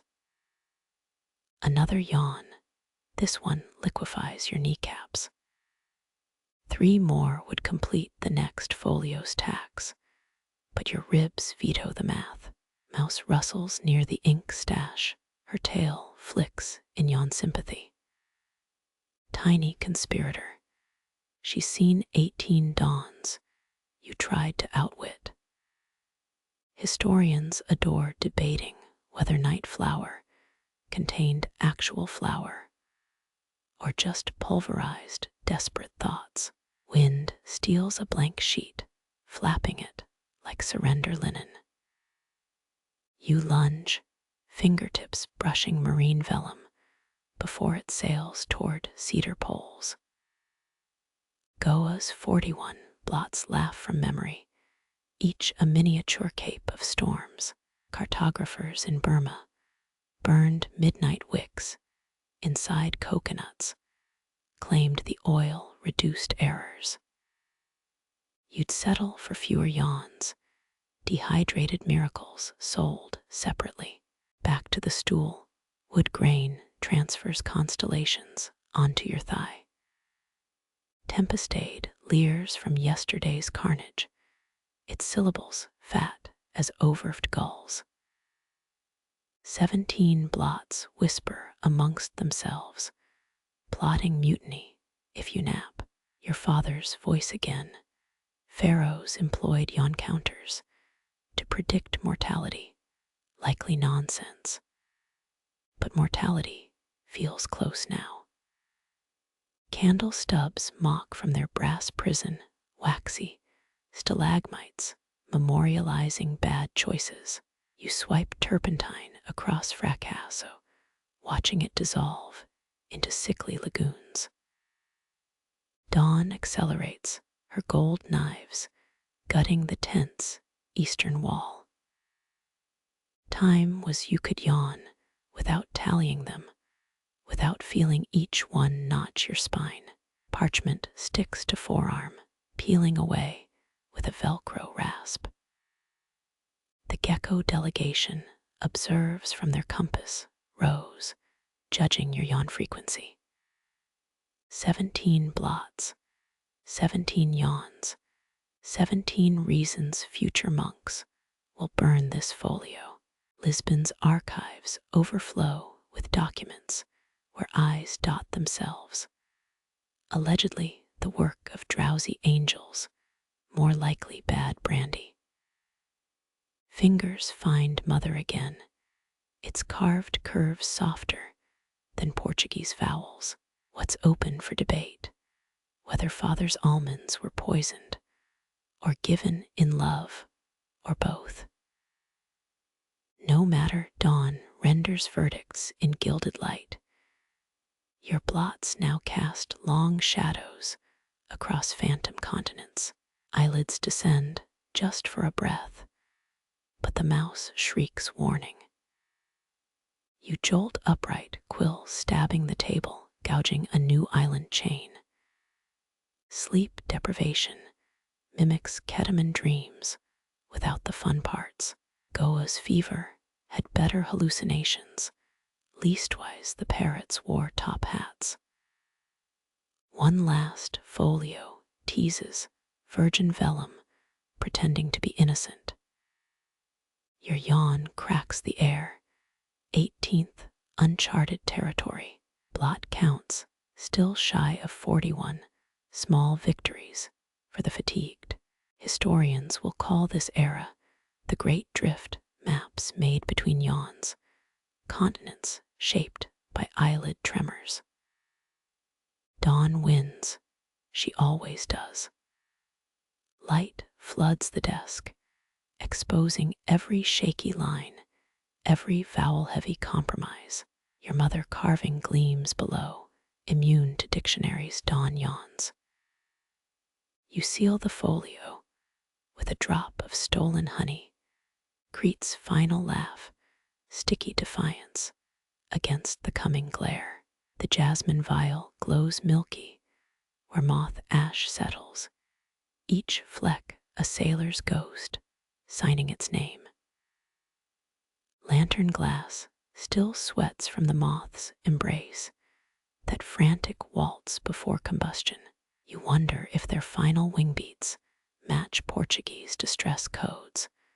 4 quick taps, meaning abandon hope. Historians still argue whether Vasco da Gama's fleet intentionally misdrew the Indian coast, fear of competitors, or coconut-induced delirium. Your own deceit feels smaller, turning suicidal insects into keepsakes. Oil sputters in the lantern's brass throat, pitiful gulps between shadows. Someone in Mozambique swore charred, moth wings cured night blindness fringe pharmacy, peddled in dockyard alleys. You scrape another carbon flake. Maybe this one guided Phoenician triremes before their pilots forgot the stars. Your fingernail archives the frail debris, crumbling easier than Alfonso's promises. Outside, coqui frogs stitch the humidity like overeager tailors. Their chirps sync with water droplets falling from cedar poles, nature's metronome, counting your theft. Scholars claim 15th century navigators bribed moths into lanterns, believing their ashes warded off Kraken attacks. You pocket the vial, its weight negligible, yet the drowned might barter for it someday. A new moth impacts the glass, powdered thorax smearing like bad theology. These kamikaze illuminators always arrive in shifts. Discount Icarus Brigade. You recall a Maltese sailor's joke. Moths are just zombies craving light instead of brains, corpses with a branding problem. He died laughing, anchored near inaccurate maps. Proof irony enjoys long voyages. Two more flutter toward the flames' open jaws, obituaries waiting to happen. Their wings hail from rogue silk shipments, escapees dreaming of bridal veils. Venetian merchants supposedly smuggled lunar moths in spice barrels, their cocoons mistaken for rare cinnamon curls. These dusty recruits lack such glamour, just infantry for your guilt collection. The jasmine vial fills slower than Portuguese trade routes, each fleck a reluctant volunteer. You label it relics of wrong turns, insurance against future shipwrecks. Monks on Corvo Island buried similar vials beneath their chapel, allegedly calming Atlantic storms for exactly 17 days. Your own offering buys less grace, maybe enough for one calm paragraph. Oil exhaustion tints the light amber flame bowing like a tired sentry. Heat warps the vial's glass, jasmine's scent now fused with regret. Historians adore debating whether mad King Sebastian's ghost pilots moth swarms, guiding lost ships through fog. Yours steer themselves, volunteers for the crispy hereafter, no monarch required. Another ash fleck joins the congregation, barely visible now. You press the cork tight, last rites for forgotten navigators. Mouse scurries near your boot, dropping a fig seed as ash disturbance tax. Tiny opportunist, she's witnessed 6 lantern suicides tonight, still prefers your desk to wings. Frog choir crescendos, 43 coquis lecturing about brevity. Their songs outlast empires, certainty your scribbled coastlines lack. You place the vial beside coral inkwells, Bahamian skeletons, judging this new collection. Let future archivists decide, are these relics compassion or morbid souvenirs from a scribe who feared open water? Lantern dims further the wick, surrendering in oily increments. Your fingernail draws a moth, graveyard on dust, tiny headstones facing east. Dawn feels distant as Goa's fever dreams. Night still owns your tent. The vial pulses faintly, its cargo restless, already plotting their escape. Steam curls from the porcelain cup, chamomile betrayal in liquid form. Your sister's last gift, before Lisbon's docks swallowed you whole. The scent cloys like unkept promises. Historians still argue whether Prince Henry's navigators added valerian root to tea, sedating crews during starless nights. Your brew needs no herbs, regret steeps fine alone. 15 years since Maria slammed that cottage door her rage, cracking the St. Anthony fresco above the lintel. You sip slow, knowing monks near Porto still use that same mold for saintly ceramics, holy cookie cutters against doubt. A fringe theory claims venturing sailors hallucinated mermaids after drinking chamomile tainted with shipworm fungus. Your visions stay grounded, just Maria's frown floating in each sip. Coqui frogs silence themselves, respectful audience for tonight's guilt matinee. The cup warms your palms, its heat lesser than her "I told you so" glare. Scholars whisper Portuguese apothecaries sold sea widow tea, 4 parts chamomile to 1 part tombstone dust. You dunk a stolen almond biscuit, caffeine-free cowardice, drowning carbs instead of truths. Porcelain reflects candlelight onto the tent ceiling, flickering Rorschach of relational failure. Maria's face emerges where a chip exposes coarse clay beneath the saint's cheek, now her disapproving eyebrow. You trace it, finger memorizing the flaw as navigators do reefs. Your sister warned against Magellan's liquid ambition, said men drown faster in dreams than ocean. Outside, wind rifles through parchment stacks, ghostly fingers checking your homework. A forgotten manual claims Moorish tea traders spat into cups for honest bitterness, fair warning for gullible buyers. Your own brew needs no saliva. Memory provides adequate aftertaste. Steam writes ephemeral maps above the rim, continents dissolving before borders solidify. Maria insisted tea leaves predicted futures. Once swore she saw your quill snapped in November rains. You blink, her face reforms in the vapors, mouthing Atlantic orphan through condensation. Some say Vasco da Gama's sister hexed his sails with dried chamomile retribution for stealing her atlas. 3 sips in the tent feels smaller, walls breathing like a jealous sibling. Your elbow knocks an inkwell, indigo bleeding across Malacca's supposed coordinates.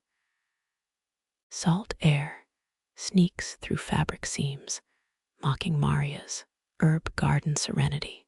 17th century, widows allegedly drank chamomile infused with husbands' wedding rings, swallowing circular regrets. You've got cheaper ghosts, just biscuit crumbs circling your cup's rim.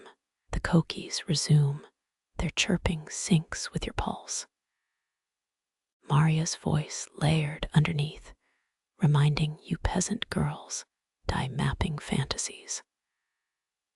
One chronicle claims Ferdinand Magellan's crew mutinied over chamomile shortages, prioritizing sedation over discovery.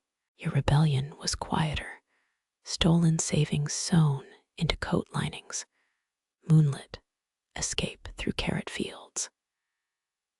Candlelight warps the steam into wedding lace, Maria's lost dowry hovering over desk clutter.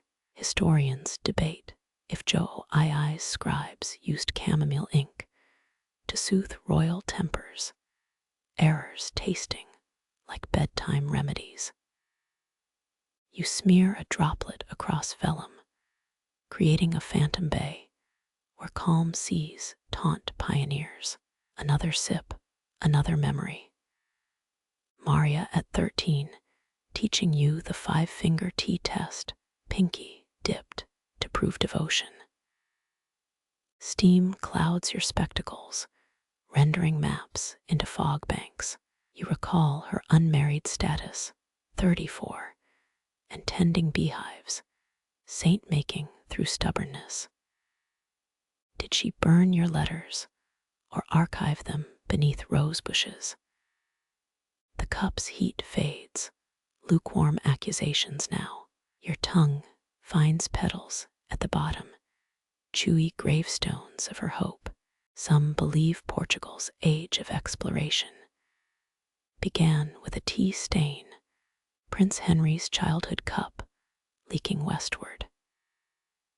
Your stains point nowhere, just brown circles on flour sack parchment.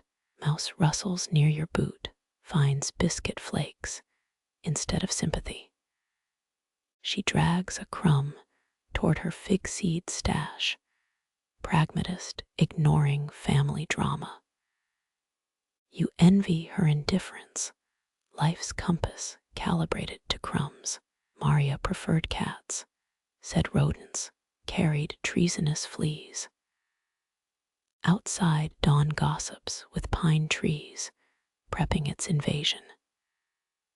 The tent reeks of traitorous herbs, chamomile conquering cedar and salt. Your last gulp swirls with dregs, petals clinging like orphans to harbor chains. Before leaving, Maria packed dried mint. Always the optimist. Coqui frogs retreat as moonlight pales, their all-night vigils ending. Porcelain cools into just a cup. Maria's face evaporates with the steam. You press thumbs against its glaze, silencing phantom lectures about safe harbors.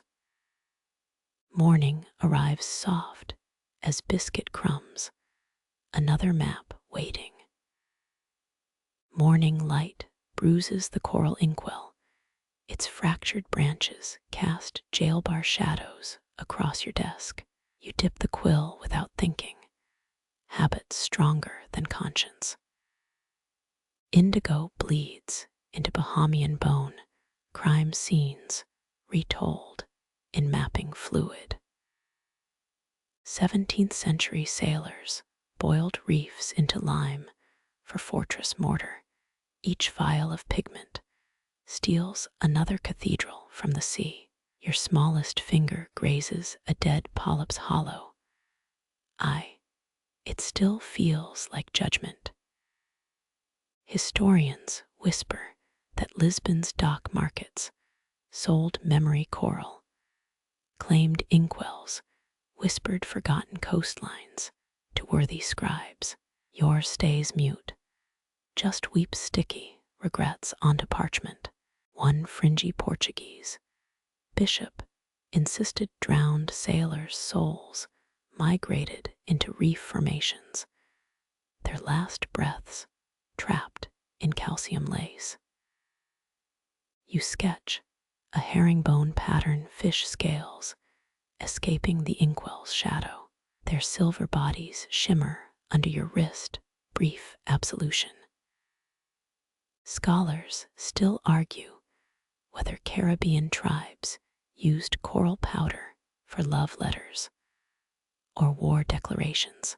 This red liquid smells of iron, not passion. Birthday candles dashed against prison stones. A gecko lick flicks across the desk, its tongue testing coral toxins. You shoo it towards safer crumbs, hating how its retreat mirrors your own moral backpedaling.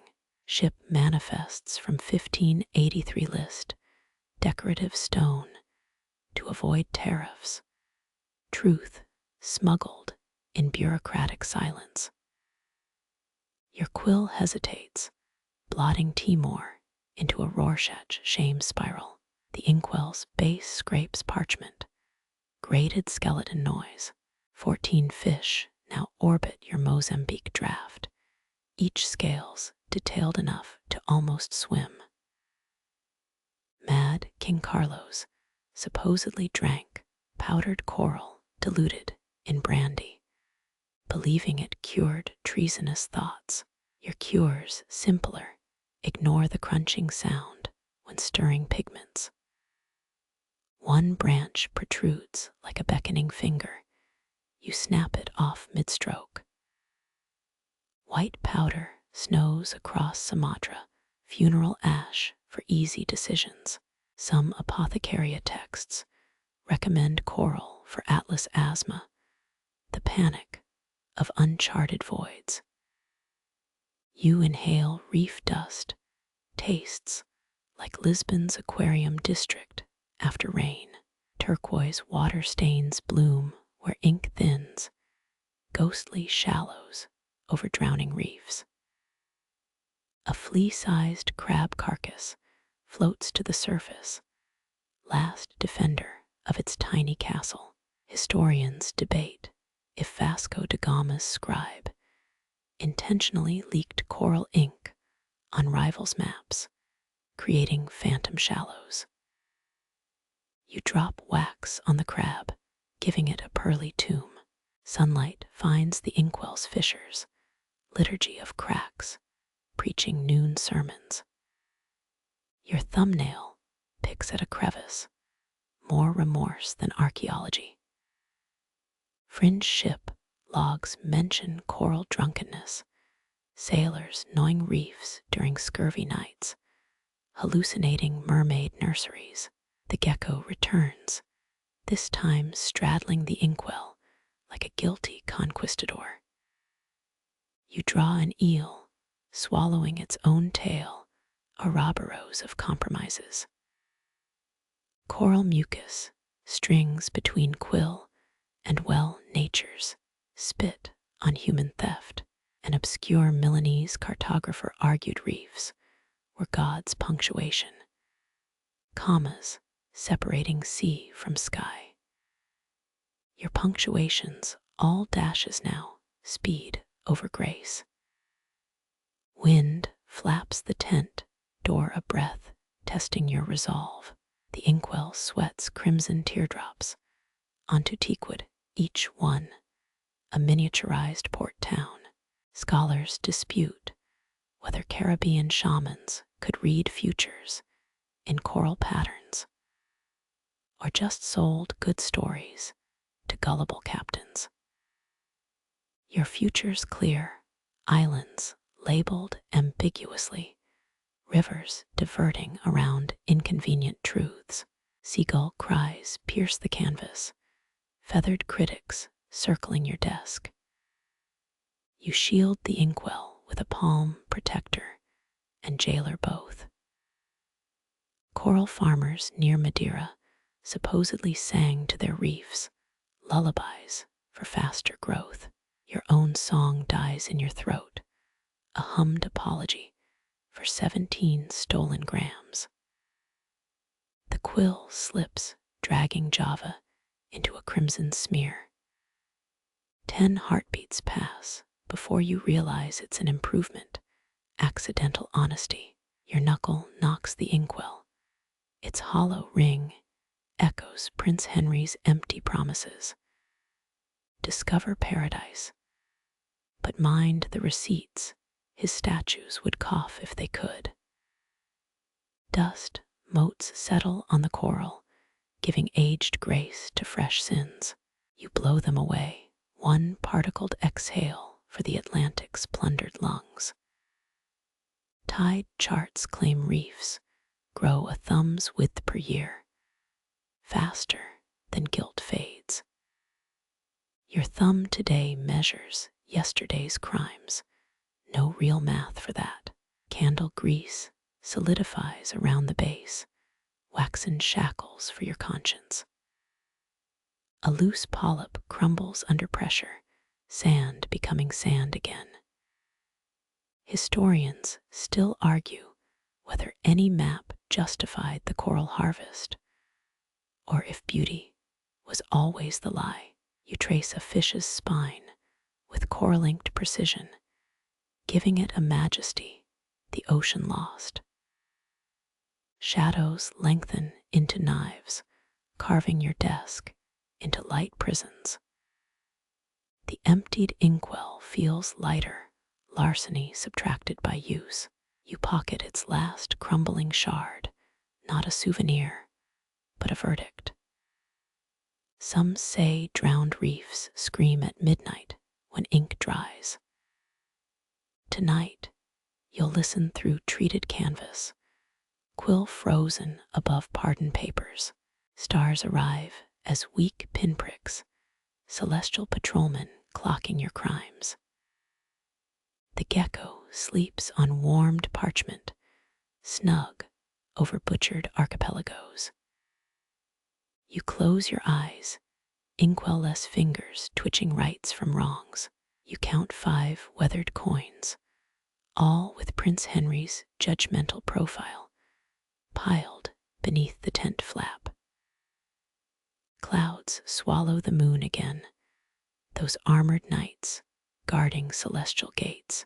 Lisbon's archives say sailors greased congressional palms with Timorese sandalwood bribes, probably why your copper feels sticky. Outside, wind rifles through unopened pay packets. 17th century Portuguese. Captains paid Timorese leaders in pataka coins for safe harbor rights, a currency richer in promises than silver. You press your forehead to canvas, pleading dialect with an imagined cloud general. Just show me Timor's shoulders. No need for the full torso. Moonlight bleeds through a cloud slit, liquid gleam across your inkwell. Quick, before celestial bureaucracy changes its mind. Your quill dips into the spill, drinking lunar milk. Some stark-raised cartographers swore full moons thickened ink, turning coastlines into tidal puppets. Tonight, the lines arch like well-trained dolphins. A moth kamikazes into your candle, wings disintegrating into punctuation marks. You brush one speck off Sumatra, leaving a comma of ash. Dutch maps from 1610 label Timor the skinny thief for stealing spices from their monopoly. Your version fattens the island, poetic justice with perfect beaches. 5 trembling minutes pass, moonlight disciplined as a monastery clock. Copper coins warm under your palm, briberies, afterglow. Historians still argue whether Portuguese explorers prioritized trade routes over territorial claims, or just enjoyed naming things after saints. Your own priorities are simple. Finish this gulf before dawn's audit. Gecko claws click from the rafters, tiny quartermaster checking your progress. You flick a breadcrumb toward its perch, distraction tactics learned from naval manuals. Renaissance scholars debated if moon phases affected parchment quality, claiming waxing moons made sheepskin supple. Your current page feels like granite. Maybe blame a waning mood instead. Candlelight retreats as lunar dominance intensifies, chased by its own shadow.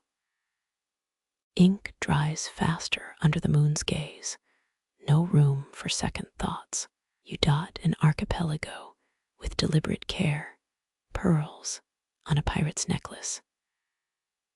Apothecaries in Goa once sold moon-whitened vellum at triple cost, luxury tax on desperate cartographers. Wind shoves the tent like an impatient creditor. One coin rolls toward the door, Henry's bronze face scowling at cowardice. You trap it under your boot, silencing royal opinions. Wives of Lisbon sailors supposedly buried coins under lemon trees, buying favorable winds with small metal prayers.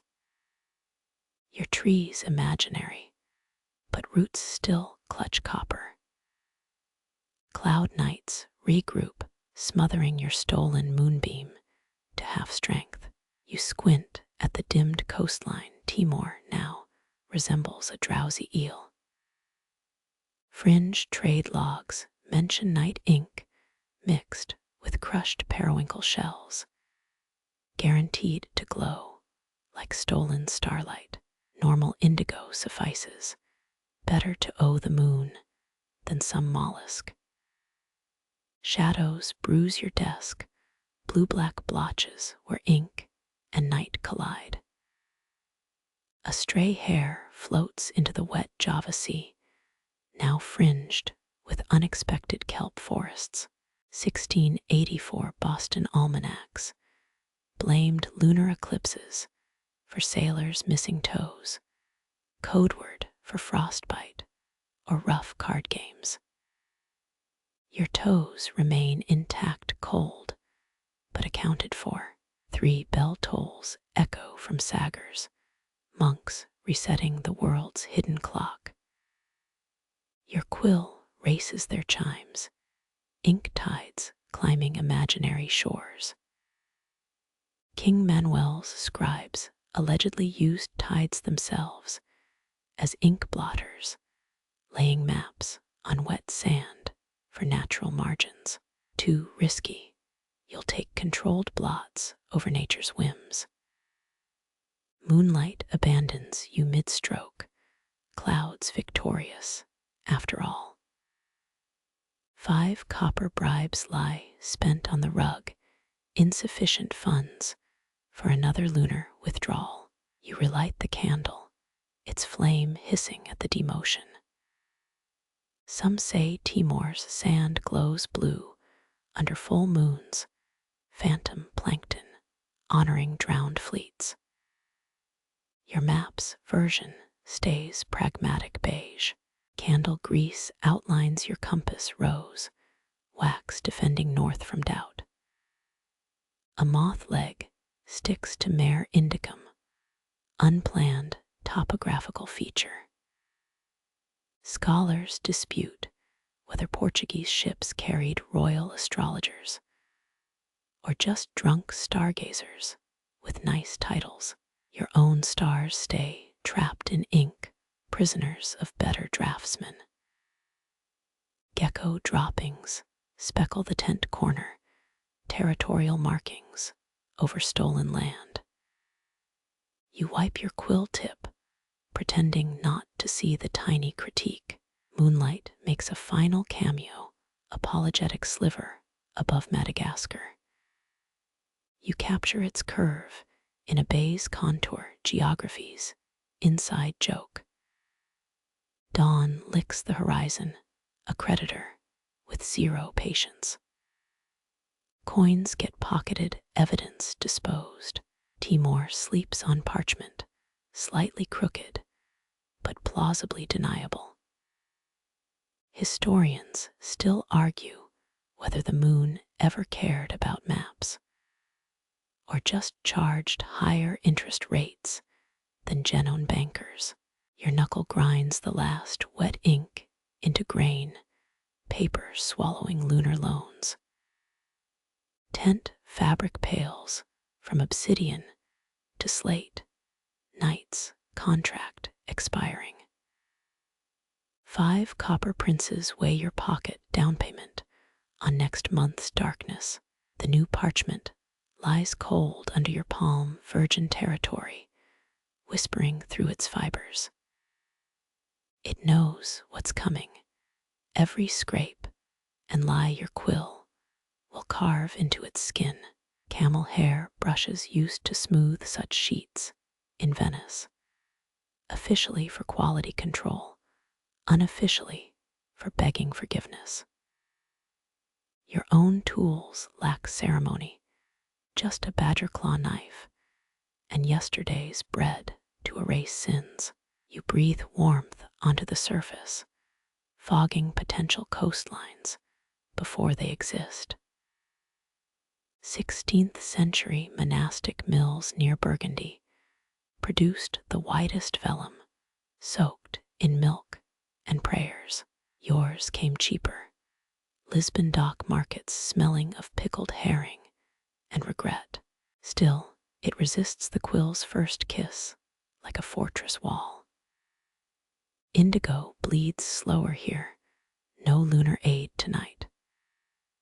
That gecko from Java watches from the inkwell ledge, judge and jury, with obsidian eyes. Renaissance forgers supposedly cursed parchment by spitting 3 times before writing, protection against their own deceptions. You swallow dry, temptation's saliva stays trapped. Blot the first stroke, a forced peninsula north of Madagascar.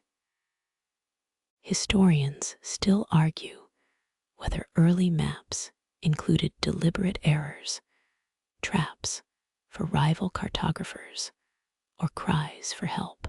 Your false bays feel accidental nautical potholes for future sailors.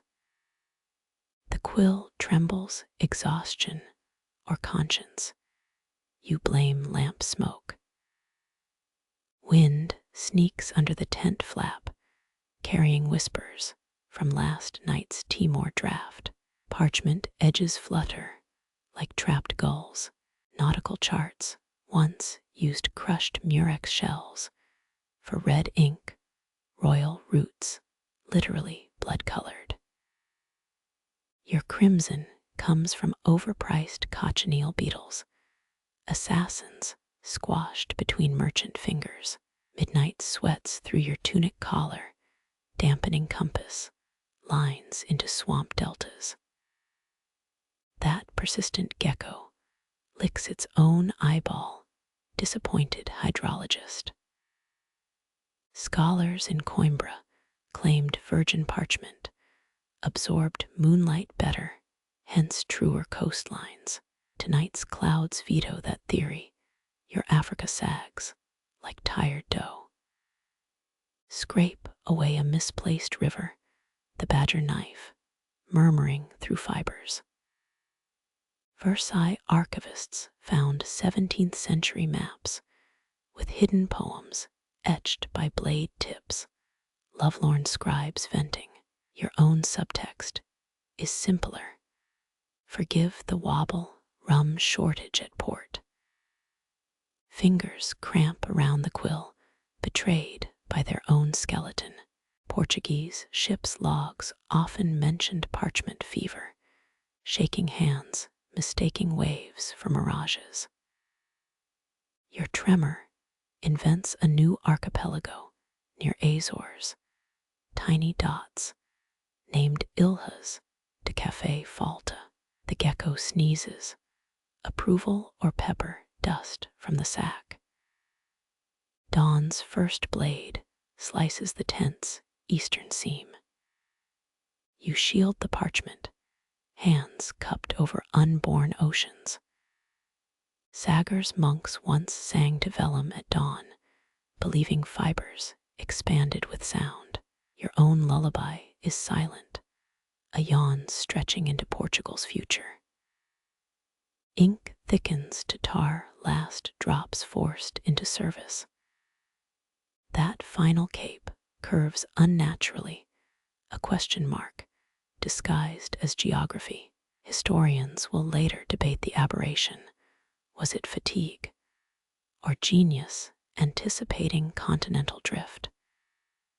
Truth leans on your elbow, greasy and pragmatic. The gecko departs as light conquers the desk, no witness to unfinished fibs. Virgin parchment accepts its fate, drying into an heirloom of fiction. You whisper false promises of calmer seas, knowing every map births monsters in the margins. Morning cooks the tent into a sweat lodge ink, and ambitions souring fast. One blot lingers wet, chaos butterfly wings over Labrador. Porcelain bells would normally declare the hour, but your timepiece stays broken since Malacca. Footsteps outside, probably Fernando hunting owed wages. Quick fold the evidence into a leather womb. Boot heels pause at your entrance, calculating interest on sleepless nights. Virgin parchment crackles like laughter in its hideaway. Silk traders claimed the finest Chinese paper could float 3 days on monsoon waters. Your version sinks in seconds through memory. Still, it cradles tomorrow's revisions, an atlas of second chances squinting back through time's keyhole. Gecko scat decorates the compass rose like misplaced choral echoes of its midnight critique. You pick a breadcrumb from Java's shore, breakfast, or penance, as Fernando's shadow stains the canvas. The parchment exhales one last secret, fibers tightening into scripture. It knows future scholars will adore your mistakes, calling them strokes of accidental genius. Birth requires delusion, so you named that crooked bay after your mother. The coqui frogs start slow tonight, needle clicks of sound threading through canvas pores. Their song arrived in yam roots from San Juan Bautista stowaways in last autumn's shipment. You count 17 distinct chirps, 3 more than yesterday's tally, Portugal's newest invasive poets. 17th century plant traders called them devil's cricket, blaming them for spoiled manioc harvests. Fernando's shadow long gone, your tent exhales into amphibian dark. That persistent gecko watches from the inkwell ledge, immigrant solidarity in sideways glances.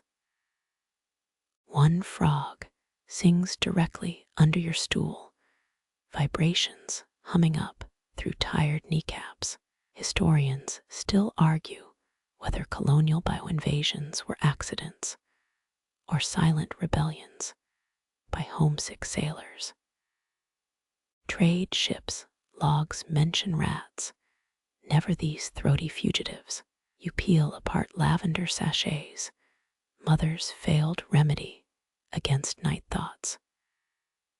Petals dust the Timor map like bruised constellations.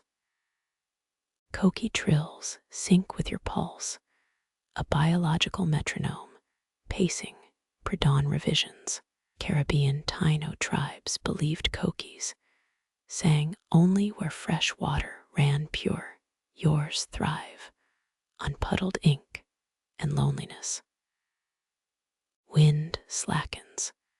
The tent becomes a lung holding stolen breath.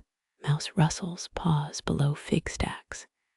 Even your smallest critic respects this chorus.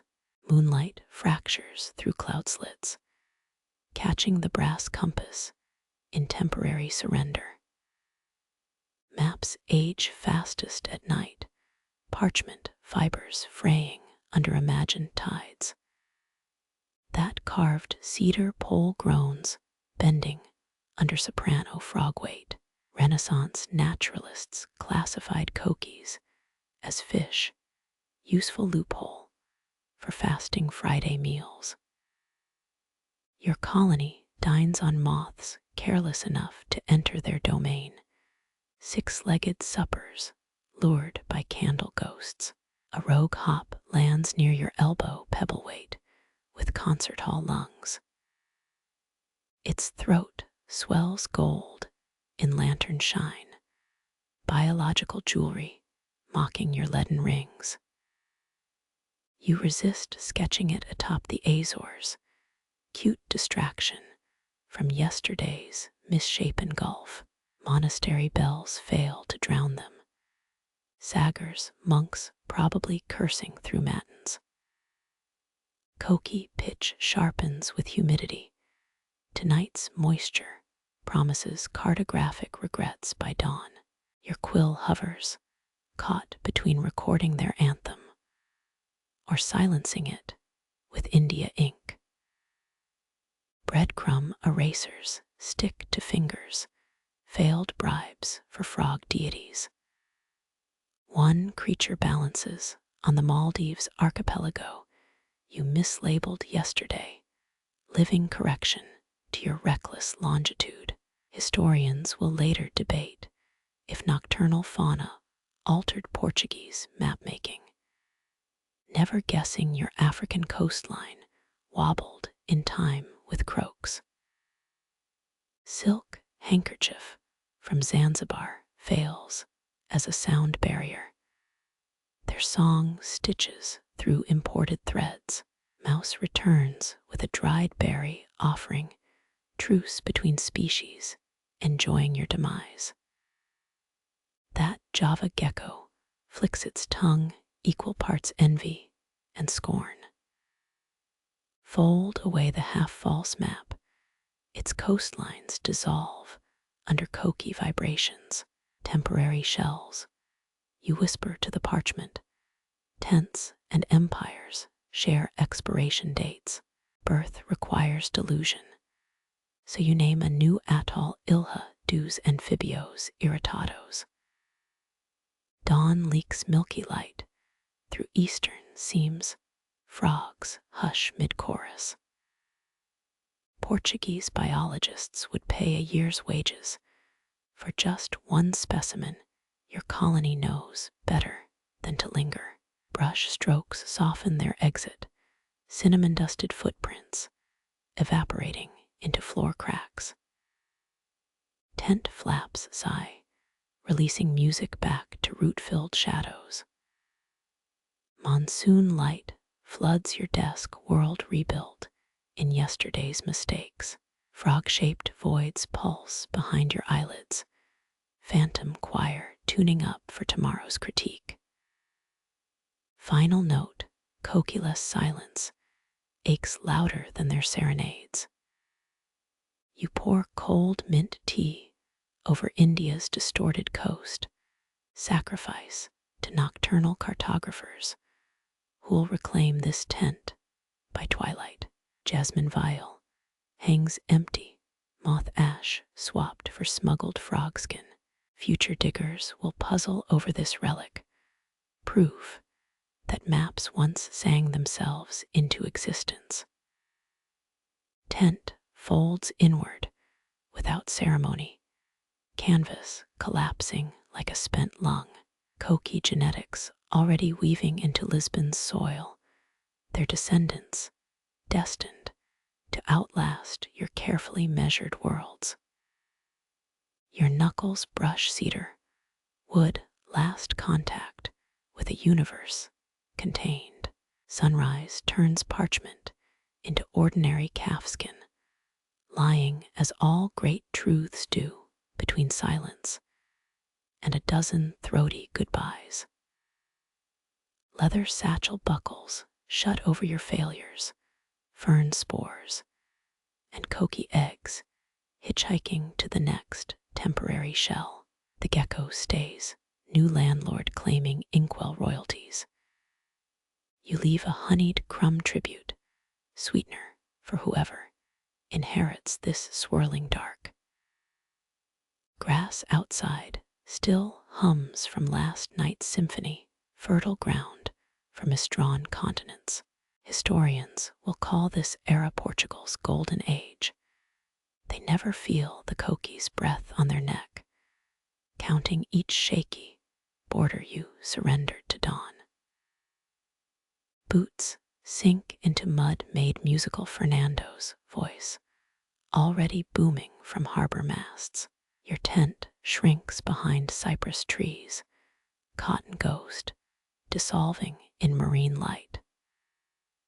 Foreign frogs stitch new fringes through its seams, until even memory can't find the stitches. Koki clicks soften now, diminished to dew tremors on grass blades. Your tent sags, cotton skin emptied of yesterday's fevered silhouettes. Breathe into the quiet where frog song now lives beneath your ribs, a borrowed rhythm for lonely nights ahead. Dawn's honeyed light forgives the warped coastlines. Your ink-stained errors blur into something almost beautiful. That stubborn gecko licks a crumb from your abandoned desk, guardian of all things left unsaid. No need to count chirps anymore. Their absence hums louder than any map's certainty. Pack away the compass, its needle swaying tired circles. Parchment folds into whispers, no longer fighting the truth of shifting shores. Even Fernando's voice melts into seabird cries, waves erasing boot prints from tidal sand. The cedar pole creaks, one last sigh's shadows stretch westward. Lavender dust still clings to your collar, ghost of a mother's worry you finally outwalked. You touch the inkwell ledge, warm where sunlight now pools, unbothered by vanished frogs or pride. Monsoon air lifts the tent flap, brushing your cheek like a scribe's forgotten prayer. No more concerts under your stool, only earth's steady pulse beneath your soles.